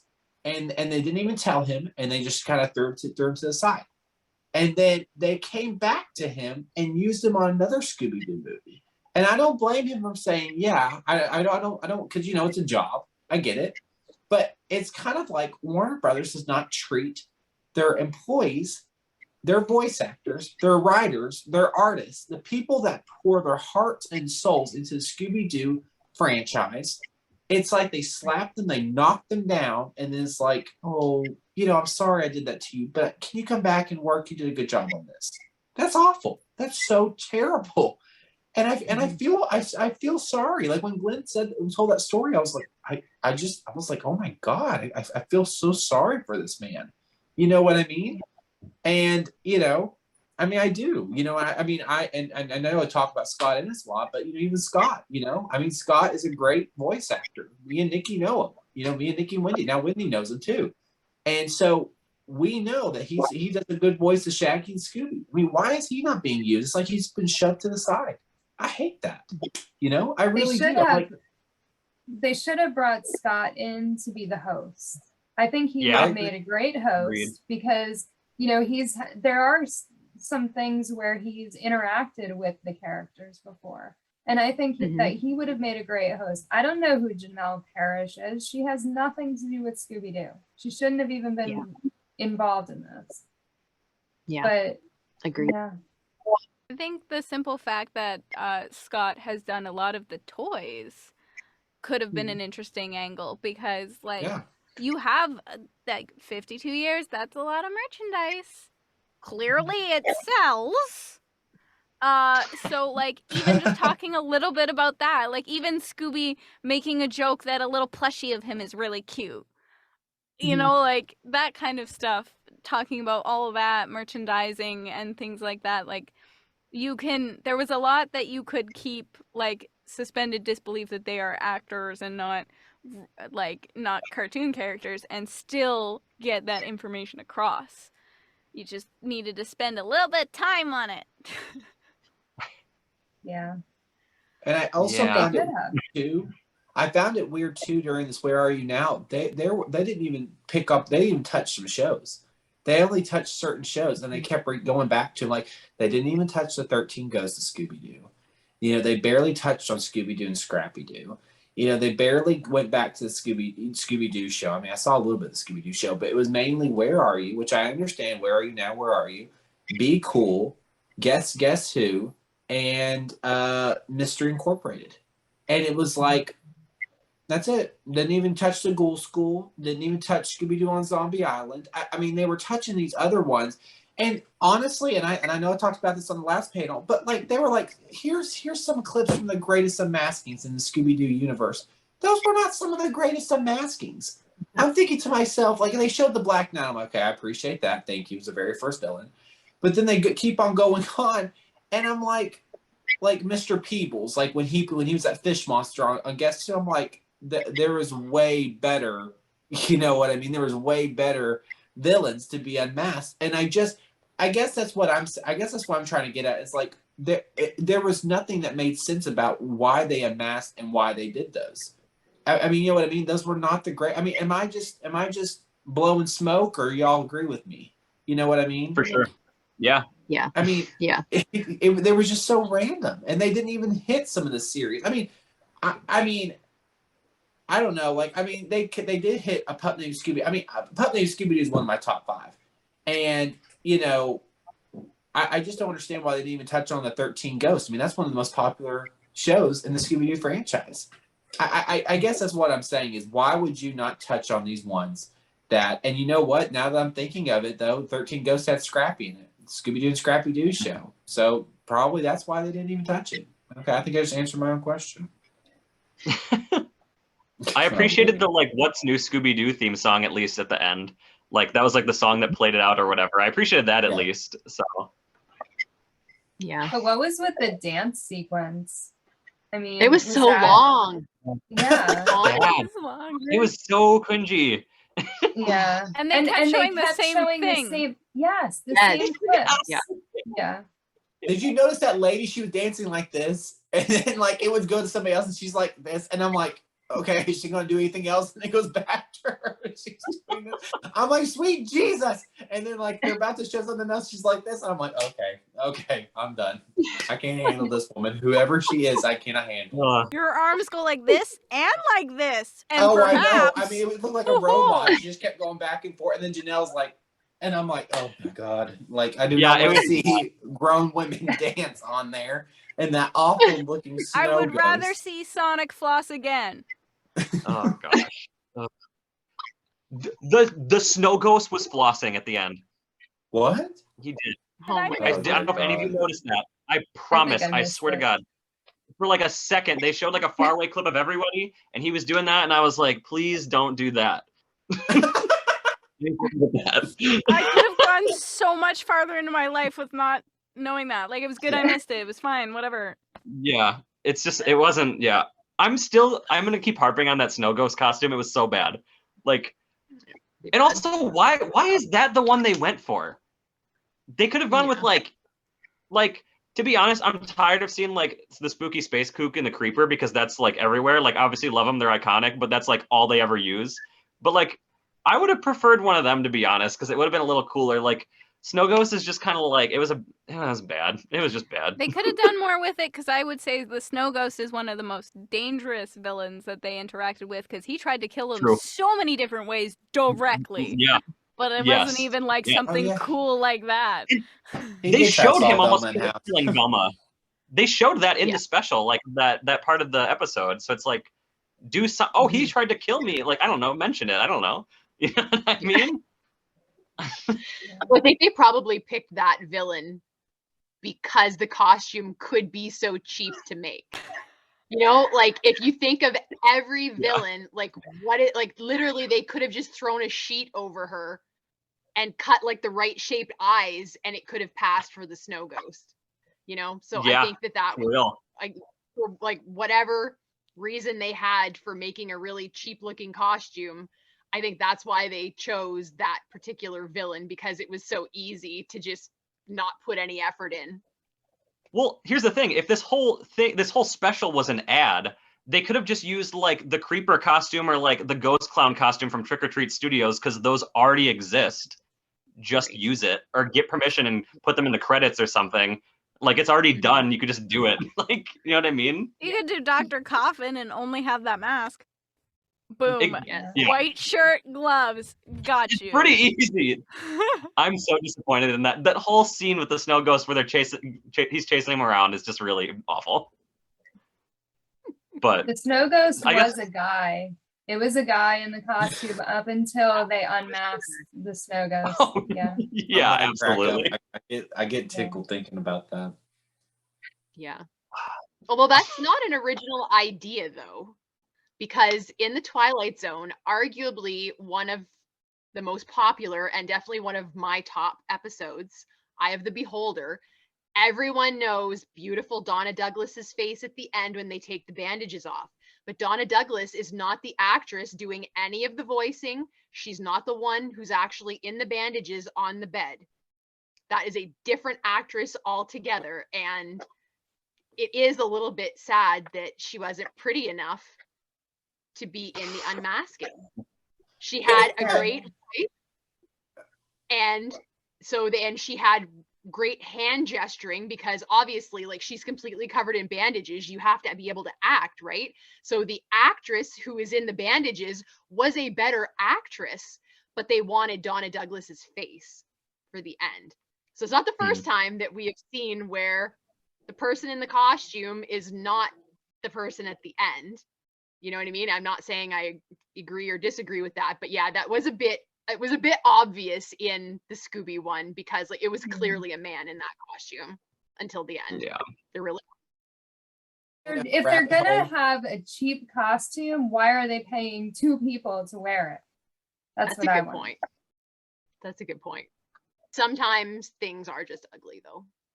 And this is that moment. But some people liked it until they watched our special edition, and then they were like, oh yeah, you guys make some good points. You're right. I don't really like this anymore.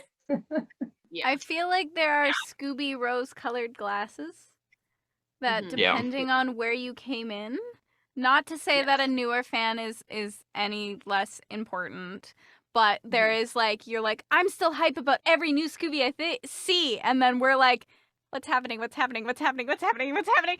So But we see a I've little bit also, more. yeah. Well, Danny, and I'm glad you brought that up because I've seen that, whether it be in the Scooby community or wherever else, but I've actually seen some, and I'm not calling out accounts, I'm not saying anything bad about them, but like whenever something gets posted about Scooby-Doo, it's always, oh, it's great, it's wonderful. And I'm like, okay, but you say that about every other thing that's Scooby-Doo. Don't you want to have an opinion? Don't, I mean, Some you know things what are I allowed to mean? be bad.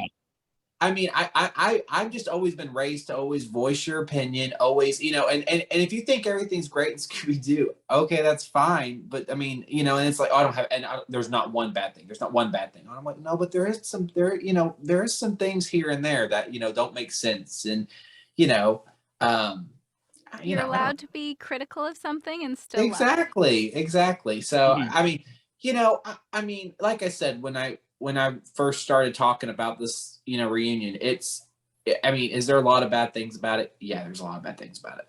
Is there some good things about it? Yeah, there's some good things about it. But the one thing I can respect the most about it is that we actually got to see Scooby-Doo back on a major network. That's pretty cool, y'all. I mean, I just gotta say that is pretty stinking cool to see Scooby-Doo back on a major network, because we have not seen Scooby-Doo on a major network for a while. You know what I mean? Where they actually like highlight him like other. I mean, I don't like talking about Peanuts and that Snoopy dog, but anyways, but they do a lot of like, you know, special for that dog on like, you know, CBS and ABC and I don't know. Anyways, but the point is that, you know, I think it's amazing how they really like, you know, focused on Scooby, whether it was a good reunion or a bad reunion, whoever's watching or listening to this through podcast form, you know what I mean? There is at least Scooby being highlighted, and I can respect that. So I think, like we all said, guys, there's good and bad in everything. There's good and bad in people. There's good and bad in content. So, and you know what? I'm voicing my opinion right now on this panel. I wasn't really crazy about it. But how can you expect me to be crazy and loving it when I have grown up with Scooby-Doo since I was born? I've been collecting Scooby-Doo since I was born. And I have watched him I have never stopped loving Scooby-Doo. There's never been a year, there's never been a second, there's never been a month, there's never been a day that I have stopped loving Scooby-Doo. I've been die-hard fan about Scooby-Doo ever since I was a kid. And so I know a lot about Scooby-Doo. I'm not trying to say, oh, pat me on the shoulder. Oh, good job, Cam. I'm not saying that at all. Yeah. But it's the point of saying that, you know, I have respect for this cartoon. And when you start messing with my cartoon, it's like what Wendy said, you know, I'm gonna come back a little bit. You know, I'm gonna say, hold on now, you know, you're not giving justice, because when you make my Mystery Inc., my Scooby-Doo look dumb, the one I grew up with, yeah, I got a problem. You know what I mean? And when Velma walked into that dress shop and said, oh, I don't like what I've been wearing it for 52 years. That's style, girlfriend. It's style and it works. Don't mess with the formula. I did an outline of what I thought the perfect reunion special would be. Ooh. I would love to know what things people would add or maybe take away from it. So, number one, I mean, it was meant to be a reunion. Reunion typically indicates bringing back people that you have not seen in a long time, to reunite them, people who have been together before and then they haven't been together for a while. So clearly, Scrappy in a non-hateful manner, Scooby-Dum, Scooby-Dee, Ruby-Doo, whatever, all like every major Scooby family member that ever was in the show would have been up for grabs. You know, why not have a big Scooby family reunion? And I think that would have been really, really neat. But at the bare minimum, Scrappy, Scooby-Dee, and Scooby-Dum, I really would have liked to have seen a little Vincent Van Ghoul, because we need to nod that series. Like, we can't just leave it out. I mean, heck, even Flim Flam. Maybe we could bring back the older Flim Flam from Curse of the 13th Ghost, who was much easier to take than little kid Flim Flam. You know, it's fine. We can take some modern stuff too. It doesn't all have to be like in the retro. You know, we can have something that's a little bit more current. also kind of think it would have been neat to have some of like the gang's family that we had seen before. We've talked about that on the panels, like different family members, Uncle Maxwell, Uncle Dave, characters that are not that they played a huge role in the series, but they were memorable. I mean, at least to me, like I can remember the episodes they were in, and I loved that they were like, it was clear that the gang members loved their respective uncles or aunts or whoever it was. You know, Velma, she's so happy when she finds Uncle Dave in Watch Out the Willowa, and she gives him a hug, you know, and it's, I don't know, it's very heartwarming. So something like that would be super easy to just bring back a random character. Uncle Shagworthy. My subtle vote is for Del Chowman, since he was in Loch Ness Monster and Love Chill Del. Out. Where's Tiger when we need him? Yep. Yep. Yeah, that was a cool one. Take out some memorable characters, you know, and So- while we're at it, bring some villains back. Have like, if you Duh. want to do comedy, right? If you How wanna did you do after comedy jail, in buddy? I mean, So honestly, could be But funny. wait, my question, Wendy, really quick. These characters that you're bringing back, are you bringing them back? Are these actually like Mystery Inc.'s like family members and stuff and real villains? Or are they also actors? I personally did not really enjoy like the actor idea at all. Okay. Like I So you're didn't getting like rid of that so completely. I would just get rid of that completely. Leave them Got as it. all just characters in their own show. You know what I mean? Got it. I would not have Yeah. a problem with them acknowledging that they have a show. The kind of like the way, like I actually don't really love the movie Scooby-Doo Goes Hollywood. I don't know why. Like there's things about it that I like, but I don't love that film. But I could see maybe doing something like an ode to that, where like making Scooby aware of the fact that, hey, Scooby, you just turned 52 years old. Look at all the amazing things you've done. Look at all the amazing people that you've met, all of the people that you helped. I think that would have been a nice kind of little storyline to like interview some of the good characters from really famous and beloved episodes and have them explain, like, you know, the Scooby Gang saved my business, saved my life, you know, did whatever, solved the mystery and like made this positive influence in my life. And I want to say thank you. Like, I think that would be, I don't know, kind of cool. JB and Millie mentioned this on a previous panel in the comments section. So I don't know if anybody here watches Doctor Who, but there was a really, like, my favorite episode was Vincent and the Doctor, where they go back to when Vincent van Gogh, the painter, was alive. And of course, in real life, like he was very like tormented and depressed and things like that. And so they bring him to the present and they take him to the Van Gogh Museum in London. And he doesn't know what they're doing. Like they don't tell him where. They're just like, you have to come with us and you have to see this. And he goes in the museum and sees all of his paintings hanging in the gallery and all of these people who are just like saying the most wonderful things about his work. And like, I think Van Gogh sold one painting during when he was alive. Like he was not a popular painter until after he died.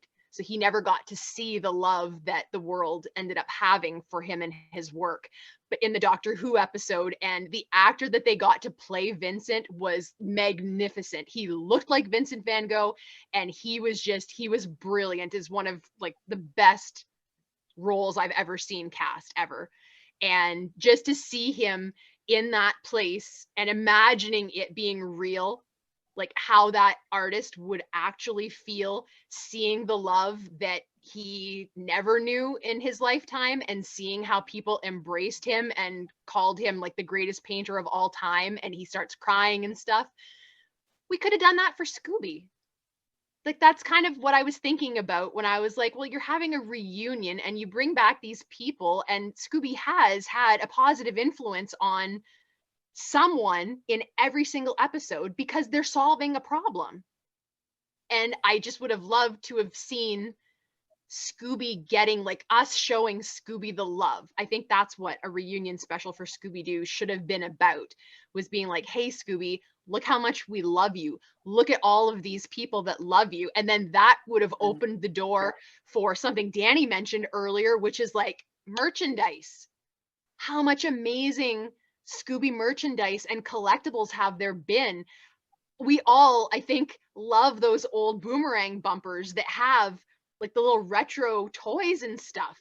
Can you imagine if they had gone around and gotten photographs of like some of the most rare Scooby collectibles to put in the show? You know what I mean? Like that would have been a really cool segment to see some of the stuff that's out there. And but it could all segue together. So I don't know, I feel like it would go together very seamlessly. And then that would open the door to potentially involving the fans. You know, I still say that one of like the best extras on a DVD ever was when they did that Scooby's Ultimate Fans. And they went to 3 different houses, and these people are talking about how much they love Scooby, and it's like, look at my collection. And I'm not saying it had to go in that particular direction, but the idea of like going on social media, like, I don't know, I really like, even if I'm reading an article that's not about anything in particular, even if it's just like, oh, why is Instagram messaging not working today? Like I did that the other day. I was looking up to see what was going on. And they're like, they embed tweets that people have been tweeting about the topic. Even if they didn't actually like interview people in person, they could have scoured the internet. There is tons of us out there.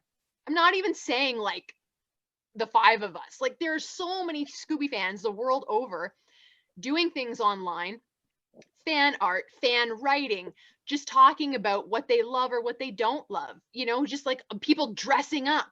You know, for Halloween, so many people posted photos dressed up like the gang. It was amazing. They could have had a segment like that. Like, it just feel like Scooby has always been about the fans when he was in Hanna-Barbera's hands. And it would have been nice to, you know, like everyone has said tonight, like just include the fandom. Stop trying to be your own entity over there, doing what you want and just ignoring everybody else, because at the end of the day, the fandom is what is making you money. Without the fandom, you have nothing. It's that simple, you know? And I get that maybe you don't think that you need us, but you kind of do.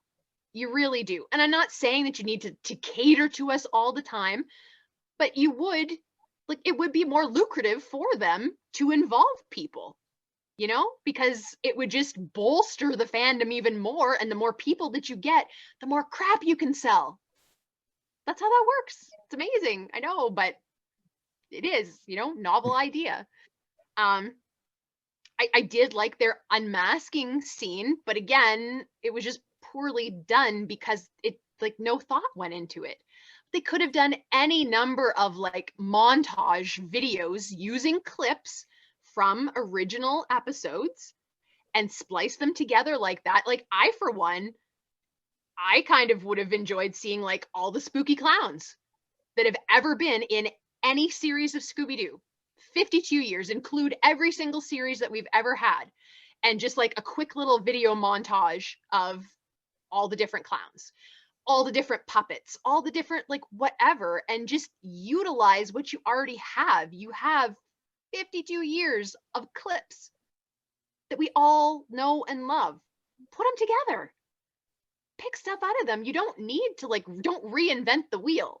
The wheel already works. All you got to do is get 4 of them and put them on the car and you can drive the car.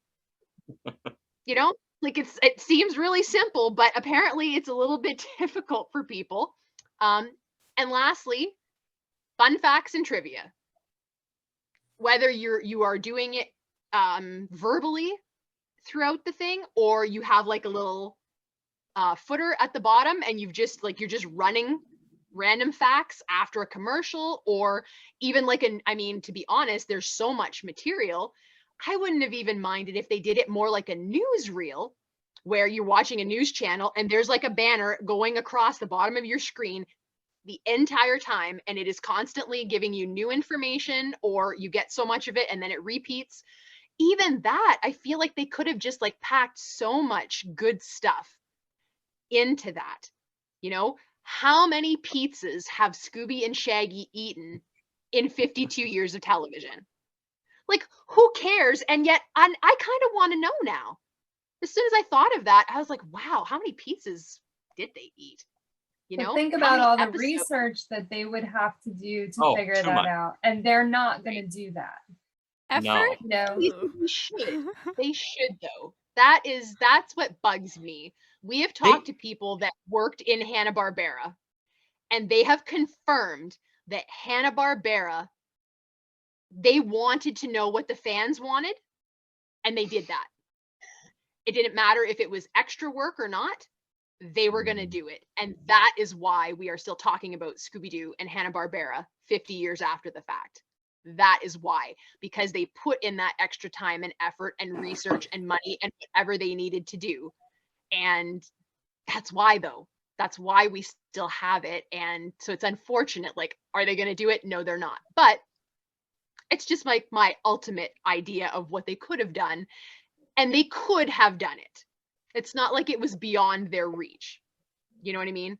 There have been other like little short specials on different DVDs, not even necessarily about Scooby-Doo, but about, you know, different Hanna-Barbera shows. And the effort that they put into like a 20-minute segment, the amount of research and historical value, like why couldn't we have had a nice picture tour with a nice voiceover, maybe by Frank Welker, to open the reunion special, a tour of Hanna-Barbera Studios from back when Scooby-Doo was being made there. There Would've are loved it. photographs of these things that exist, but they're hard to find, but they are there. And like Warner Brothers, you have the archive. We don't like, we go digging for stuff and sometimes we find some pretty cool things. You don't even have to dig as hard as we do. You already have the archives and stuff. You have the cells and on all of these cool things. Like it really, it's not as much work as what you're making it out to be. And, You know and what I why mean? are the archives there if they're not going to use them? Yeah, exactly. You know what I mean? If they got all this stuff, why aren't they going to like use the stuff? You know what I For mean? sure. And also on the topic of like trivia, I would have liked to have seen like Fred trivia with like Frank Welker or something. Because like you could ask the other actors, but they haven't been with the franchise forever. But you know, Frank Welker's been with it literally forever. So it would have been interesting to see like what he remembers through all the movies and TV shows that he's done. Just like give him some like Fred trivia or something. I think that would have been pretty cool. And also you were talking about including people that like, you know, fans and stuff. DANII, I don't know why you weren't included at all because you have like all the stuff. You should have been in that some way or another. Like, come on. You have the record. You should have been there. Like that's a big deal. Exactly. That's a big deal. Definitely. It's a huge 100%. thing. I can't even, like, I always go back and forth because I'm like, I'm not better than any other fan, and I don't want anybody to feel like I think I am or something, because that's not what it's about. But I was like, even when I got it, when the Guinness World Record page shared it, silence, radio silence. When I posted it, I tagged the Scooby-Doo stuff, nothing, nowhere. That's crazy. And I was like, okay, like, I don't need you to praise me, but I'm like, here's some, like, free advertisement. Can you show like, me, this you person know, has all the that we stuff, like- exist? Yeah. And That's that's crazy. the thing. They know that they're getting free advertisement from us. I mean, we're posting every day about something Scooby-Doo related. And they know we're not going to stop. So they don't have to cater to us or you know, share our posts or like our posts, because they know as fans, we're just going to keep doing it. So they don't have to. But And to be fair, we're doing it right now. We're for like 2 hours. We're talking about a part of my language shitty fucking special. It was bad. It was bad. It wasn't good. And we're sitting here still talking about it for a couple hours. And they're gonna get. You're gonna post it. You're gonna spend your time editing it. There's Scooby-Doo stuff behind us. They can. It's just all free advertising. We're just talking about it, even though it was bad. They're still getting publicity from it. Anybody else have anything that they would have done differently with the special? Wendy, I definitely would have watched like a special that you talked about. Definitely. It Yeah. would have been a great tribute to Hanna-Barbera, to the franchise, and it would have been a lot of fun. Yeah, I definitely I would watched have this made the twice. reunion special a reunion special, personally. Yeah. Yeah. Yeah, I really do think the best bet would have been to bring back old characters and stuff, because that's what the point of a reunion is. It doesn't make sense to bring in completely new, random, famous people that I don't know that have nothing to do with the franchise. That makes no sense at all. So, but there was, I thought, I wrote down a couple things I thought maybe would have been interesting for, like, I don't even know, they were just kind of random thoughts, not like an entire special. But like, since they were doing the whole like, oh, we're actors thing, it would have been interesting for them to include like, oh, like here's a classic scene from like Scooby-Doo, Where Are You, or whatever, and then there's like a cut, and then it's like it's the same scene, but it's like in the studio, and there's like cameras and like a director, and they're like, okay, like Fred, like let's do that line again with a little bit more, like something like where it was like they're actually actors, but it's on the set of the cartoon would have been kind of interesting. Maybe something like that would have been neat, but we got garbage. I felt like that little promo they did on Cartoon Network a couple of years back. I want to say a couple of years back, quite a long time ago, but where they did, I posted all of them on Twitter. There was 8 of them, and it was where they talked about each member of the gang and the Scooby-Doo. I forget what's it called, Nikki. You and me Behind posted the scenes. Behind the I scenes. think it was behind the just called scenes of Behind- Scooby-Doo. Yeah. There was 8 clips of it. And I felt like Yeah. I got more out of the 8 clips than watching this hour reunion on the CW. But I'm serious, though. They did a phenomenal job with behind the scenes. And I mean, they made it funny, like where like the gang was riding around with Daphne's dad. And they're like, look, a haunted house. And he's like, you're not going in that haunted house. I don't care. But it was just, but my thing is, though, is like they told more information about Scooby-Doo, Where Are You, with those behind the scenes. You know what I mean? And we actually got so much tidbits of information, stuff like that. I feel like we didn't really get anything from this one. Like maybe like the like someone that's not like a hardcore Scooby-Doo fan, whatever, like all the pretty much behind the scenes information with all the like guest stars, not guest stars, but like the past workers, and like how like Scooby-Doo is created and the show and the designing and stuff. Like I already knew all that stuff because I've like watched other videos and like done research on it. And maybe not everyone knows that, obviously, but like none of it was new to me, really. Like I didn't get anything new out of this special, really, that was like worthwhile, personally. They didn't even use everybody that they did the little interview clips with. They weren't even necessarily people that worked on Scooby-Doo. Like, I don't believe Jerry Beck did anything with Scooby-Doo, but he is a historian, so he's written about it. And then there was the guy from The Simpsons. Did he have anything to do with Scooby-Doo? Yeah, I saw that too. I That was wasn't sure weird. about that. I didn't think so. I didn't think so either. You know, the one thing that irked me the most is when, okay, I'm going to butcher his name, but what's his name? Al, what's his name? He's got the crazy hair. Yuo Takamoto? No, Al. His name's no. Al. Weird Al? You know, Like the Weird Al. Oh, Weird yeah. Al. Yes. So the thing that made me the angriest was when they said, or Weird Al was like, I've always loved Scooby-Doo, and then it kind of showed, that he was like, I loved from the first time I seen him. And then it played, as soon as he said from the first time I was with Scooby, but I got featured with him, and they played the Guess Who episode with Weird Al. And I'm thinking to myself, no, Weird Al, if you do your research, Weird Al did an interview with Scooby-Doo and Scrappy-Doo, which Don Messick voiced both of those roles, and someone dressed up in a costume as Scooby and Scrappy, and they went and got on bumper cars, and they were going around. I mean, it was this crazy thing.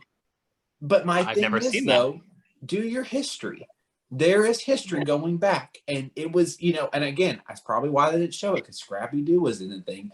But the whole point is, though, is that, that was not the first time Weird Al has interacted with Scooby-Doo. So it's like they don't want to show the old stuff. They want to show the brand new stuff. And I think I can speak for most Scooby-Doo fans. That's frustrating because I'll be honest with y'all. I love going back and doing my research on older vintage Scooby-Doo, like the early days of Scooby-Doo. I honestly, I wish I was born like in the 60s and 70s because I wish I could have grown up with the Scooby-Doo era. I wish I could have started collecting Scooby-Doo. I so wish I could have been there when he was owned by Hanna-Barbera. Because just stop and think about that. Think of all the joy fans had when Hanna-Barbera owned Scooby-Doo. Think about that. You know, how much they got to interact with the cartoon, you know? Yeah. So I'm just saying. So, I mean, you know, I felt like they did not do their research when they did this Where Are You Now reunion. There was so much history. And like y'all said, it did not start at the Warner Brothers lot. It started at Hanna-Barbera, you know? And I don't even know why there's not a museum that honors Hanna-Barbera. Why is there not a Hanna-Barbera museum in this world? Why not? I mean, when you think of cartoons, you think of Hanna-Barbera. They have created nothing but love and magic. So I'm just saying. I mean, and like I said, I mean, I really have nothing much else to say about the reunion, y'all. I've said, you know, what I could have made better. I've said what I didn't like about it. I said some things I did like about it. But the whole point is that when you've got a cartoon, as Scooby-Doo has been around for 52 years, that has brought nothing but love, magic, and comedy, and has just thrown it into one children's cartoon.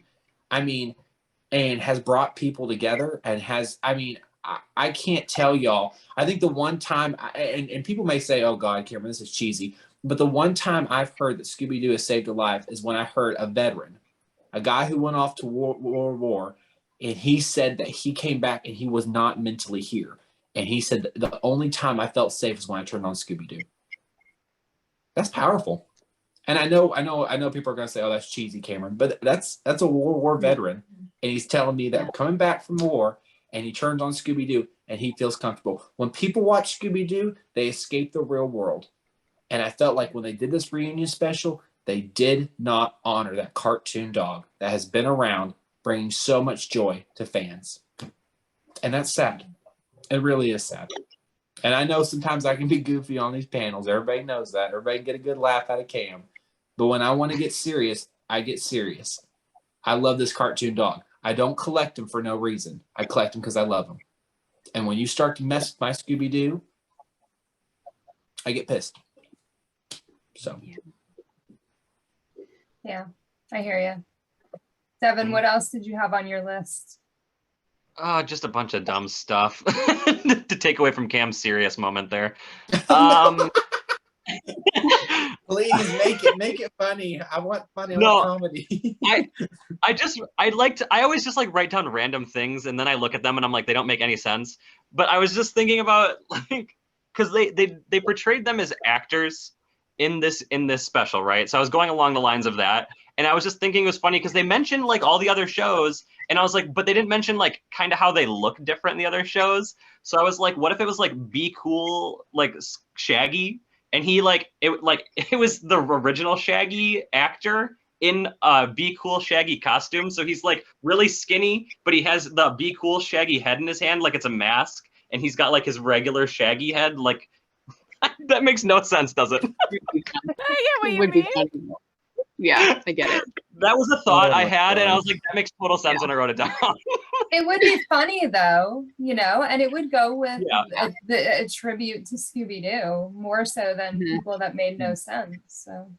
Or like Matthew Lillard in like it's just Matthew Lillard's head or something on like Shaggy's body. He's got like the Shaggy head in his hand or something. Like it's I don't know, just something ridiculous. You know what I mean? Or something funny, because there was nothing funny in this special. There just wasn't. Yeah. There was a joke about bagels in LA. Is that like a thing that I'm not aware of? Is that just like the bagel selection sucks there? Did you guys know that joke? Like, what was that about? I didn't get it either. I didn't. Yeah. Okay. I'm glad it's not just me.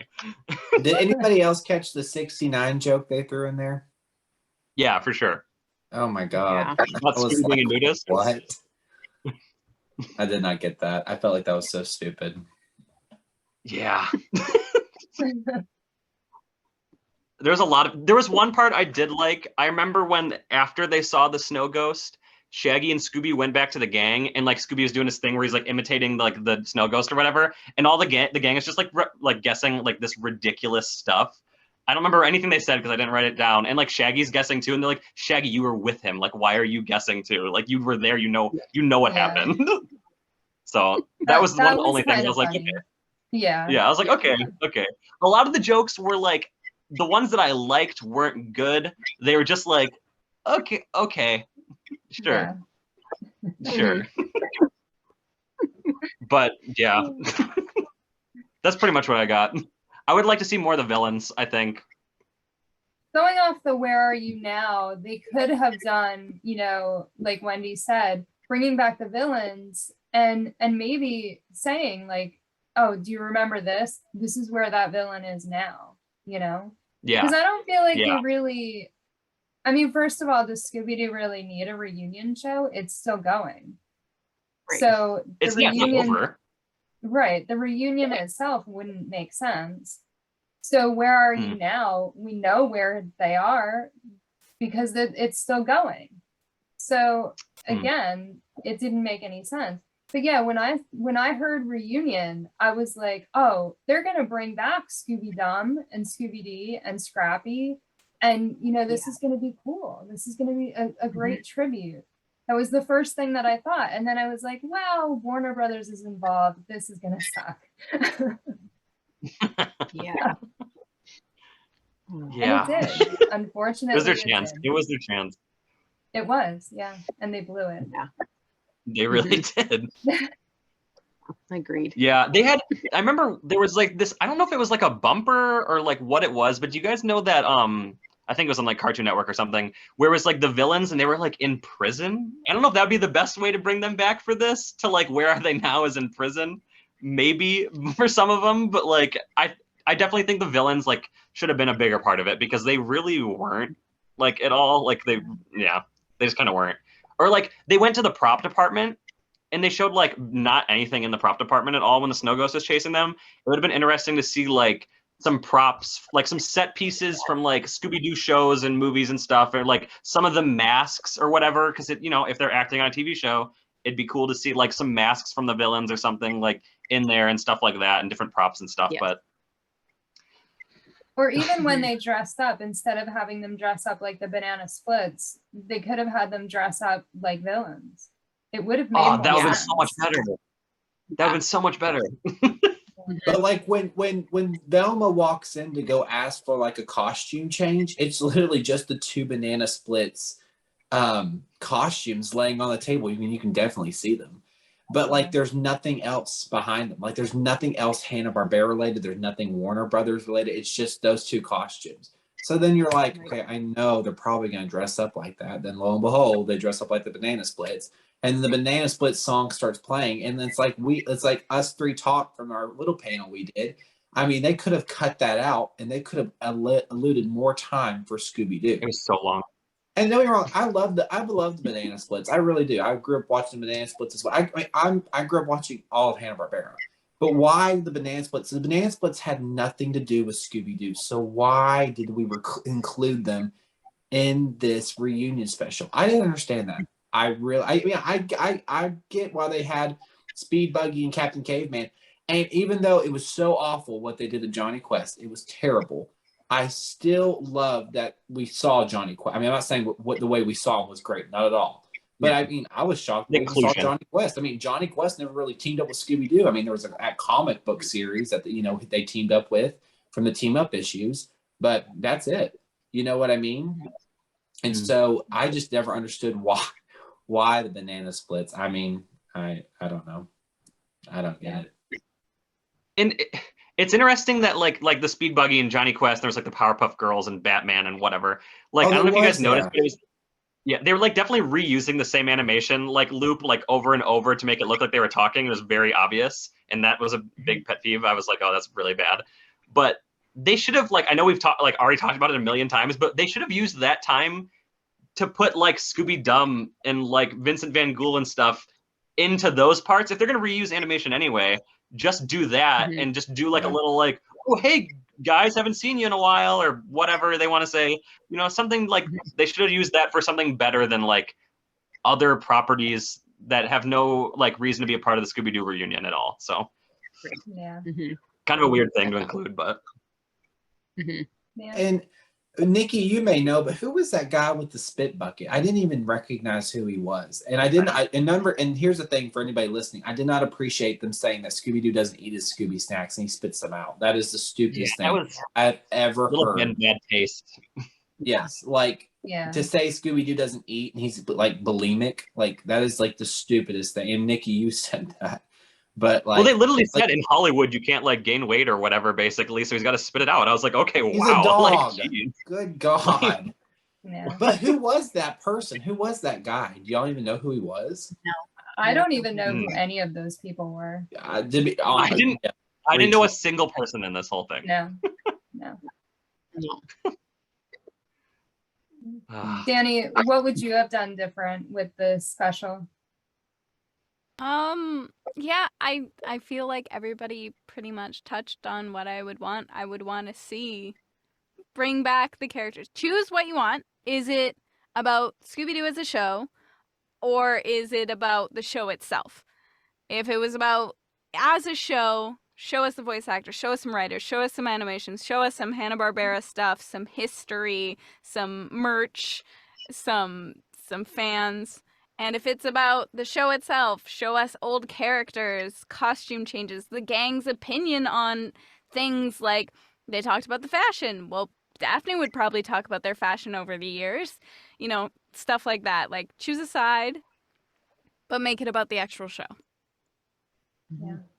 Yeah. You know, there's very few people left that worked on the original show, but those people that are left are the people that they should have talked to, because they're not going to be here forever. You know, to get their perspective on the show from the beginning would have been amazing. To include that would have been great, but they didn't even try. I mean, I contacted somebody from the beginning and was able to have a conversation with this person. You know, so if I could do it, Warner Brothers can do it. Why didn't they? Yeah. I don't want to turn this into a Frank Welker conversation because it could. I just want to say this and that's it. But I really genuinely hope that they do something good for him before he retires or, you know, whatever. Agreed. You know, I really hope they do something for him, just like, and not something like this, something good, because he deserves it, because he's been with this forever. He's a big part of the franchise. And it's just like, I hope they don't just like kind of throw him to the dust and say, okay, bye, and that's it. You know what I mean? Like, they got to put something together for him, I think, before it's a little too late. Yeah. Well, I think if we want it done right, I think the fans need to put something together for him, because they won't do a good job. They just won't. No. Yeah. If it was Hanna-Barbera, they would do a good job. But I don't think Warner Brothers cares enough about Scooby, about the people that work for them, that animate, that, you know, do the voice acting. One of you said, it might have been you, Wendy, but one of you said that like they just don't care. They're hiring these people and they want them to do the work, but they do not care about them. And it's true. It's true. Mm-hmm. Sad. Yeah. Yeah. It's It is actually very sad. Anybody else have anything to say about the special? Let me look over my million notes. I know we already talked about it, but they definitely should have done like the whole premise of it could have not even been a mystery thing. They could have just done like hey, let's redeem Scrappy or something. Like, it's a reunion, like, oh, we're here to interview Mr. Ink. And then they're like, oh, we're going to bring back like Scrappy and have him like confront the gang because like, oh, you guys kind of treated me poorly, you know, whatever, blah, blah, blah. I'm the villain and stuff. Do a makeup or whatever, and then announce a Scooby-Doo movie with Scrappy's coming out. I don't know. You know what I mean? Like, that would have been cool. No reason to treat him bad. There's no reason for it. It's like they just took the opposite of what they've seen everybody post online. Because how many people have posted that they loved Scrappy? Oh my God, there's been polls on Twitter. I mean, Nikki, you put a poll out about Scrappy-Doo. There's not that many people anymore that hate Scrappy to the point where they don't want to see him. Even the people that didn't like Scrappy want him to come back. And as long as they're going to do it right, like, don't bring him back if you're just going to make him a bully or a jerk, you know, but bring him back and be respectful about it. You know, I'm still pretty triggered, not gonna lie, after the Curse of the 13th Ghost, the way they did not put Scrappy-Doo into that movie. And yeah, I that's mean, messed up. It was very messed up. And even Velma goes, what's a Scrappy? I wanted to jump through that TV screen so bad, animate myself, slap her a couple times, and then be like, get your crap together. Because here's my thing, is the story doesn't make sense about them going. I'm not trying to jump to the movie, but I'm just saying the story doesn't make sense if you want to ask what is a Scrappy. Like you're basically eradicating Scrappy. I mean, you guys, and I don't know if y'all know this or not, but I mean, look at Return to Zombie Island. Look at the Curse of the 13th Ghost. And I'm just saying these because it's like they're going back and it's like they're saying, oh, but all monsters are fake. Which in the real world, I get is true. But at the same time, you know, the curse, you know, the 13 Ghosts of Scooby-Doo, those monsters were real. You know, on Scooby on Zombie Island, those monsters were real. And then going back and saying like, oh no, the swamp gas and return of, you know, return of to Zombie Island. And then on you know, on the Curse of 13 Ghosts, I forget what the reason was, but they were saying like, oh, like you must have knocked your heads, and you know that they thought that actually 13 demons were released from a chest. Like that was a beautiful story. I love the 13 Ghosts of Scooby-Doo. Think a chest is opened and you have to return those 13 ghosts and have to go around the world. I mean, it's beautiful. But for them, that was perfect. That was the perfect movie for Scrappy-Doo to enter back into the franchise. I mean, perfect. That was the easiest way to bring him back into the franchise. Why did you not do it? You know what I mean? And so, like I said, I'm not trying to turn this little conversation we have into a Scrappy panel because we have had that, and I'm not trying to do some publicity right now, but www.ScoobyAddicts.com, go find that panel. It's a good panel. It's a Scrappy-Doo panel. But the point is, though, is that, you know, you are literally throwing away characters that people love. People love Scooby-Doo. I mean, everybody loves Scooby-Doo. Everybody loves Vincent Van Gogh. And yet you barely, I mean, another thing, the Hex Girls. You know what I mean? Everybody loves the Hex Girls. They are so freaking popular. And they are barely touched. They are barely brought in, they're barely talked about. I mean, it blows my mind. Yeah. Why? Oh, I'm sorry. Speaking of the Hex Girls, one thing that would have been cool with the reunion show would be if they did it as like everyone was going to a Hex Girls concert, and you know, you had all these characters from their past showing up to see this Hex Girls concert, and then they're just, you know, having conversations with each of these characters. That would have been cool. That would have been really cool. Yeah, and that could have just been the whole end song thing instead of that weird dance montage with DJ Teen Titans or whatever we got. That was unnecessary. And it's they should have just done that. They should have done that. Yeah. I did not. They should have talked to some fans and said, what do you want to see in a reunion show for Scooby-Doo? And we would have told them. And we could have told them how to do it amazingly well. And they could have done that. They didn't. I mean, all they had to do was put a form out, or at least post something out saying, "Hey, Scooby, or, you know, hey fans, what would you like to see on a Scooby reunion?" I mean, on Instagram. That's all they had to. Excuse me. That's all they had to say, and you know, I don't know. I mean, I feel like I'm beating a dead horse by just saying they just don't care about our community. It's just sad. I mean, there's so much diversity in our community. There's so much diversity, and yet I think that's a beautiful thing. And I just don't understand how a franchise can't reach out to the fans to understand that what we want and what we want to see, you know. And it's I don't not know hard. why. We all post it. We all post exactly what we want to see. You don't even have to talk to us. Just look at the posts in the Scooby community. And it is right there in black and white what the Scooby fans want to see. Yeah, you're right. Yeah. And on that note, we are going to wrap this up. So before we do, I'm going to have you guys let everybody know where they can find you on social media. And Wendy, we're going to start with you. You can come say hi to me on Instagram. I'm at WendyBRYDGE. My blog is wendylovesjesus.wordpress.com, or you can find me on Twitter. I'm at WendyLovesJesus. Devin? You can also come say hi to me on Instagram at awesome__thanks. The same on Twitter and TikTok. You can find me on YouTube and Facebook at Awesome Thanks. And I've also got an Etsy shop called Awesome Thanks Minis where I sell some of my art. Cameron? Yeah, guys, you can find me on Twitter, Instagram, Facebook, and YouTube at ScoobyNCam. Please stop by, say hello. I love to talk Scooby-Doo with anybody and everybody. DANII? I'm on everything, Instagram, Twitter, TikTok at MasqueradeSpox, and you can see all my voice acting stuff and some photos of my collection at DannyMeger.com. And you can find all of my stuff at ScoobyAddicts.com. Thank you guys for joining me for another Scooby panel, and thank all of you for watching us on another Scooby panel. And let us know in the comments what you thought about the special, because we're interested to know what you thought. So thanks, guys. Thanks, Nikki. Peace.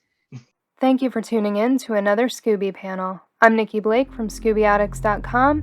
If you like these panels, please subscribe to my channel for more great discussions. A very special thank you to Guinness record holder and Scooby collector DANII MEGER, miniature artist and Scooby fan Devin Smith, artist, blogger, and Scooby collector Wendy BRYDGE, and Cameron Bates from Scooby-Doo and Cameron Too. Scooby and Shaggy were voiced by Scott Innes. Check out Scott's website, onescottshop.com. Scooby Panel is available in podcast form on most podcast platforms, or as a web series on YouTube. If you would like to support the Scooby Panel, please go to support.ScoobyAddicts.com. Scooby Addicts art by Will Davenport, video editing by Nikki Blake, music composed and performed by Bovine Nightmares. Please join us next time for our discussion on the Scooby-Doo Hallmark ornaments with Anita Maurer Rogers.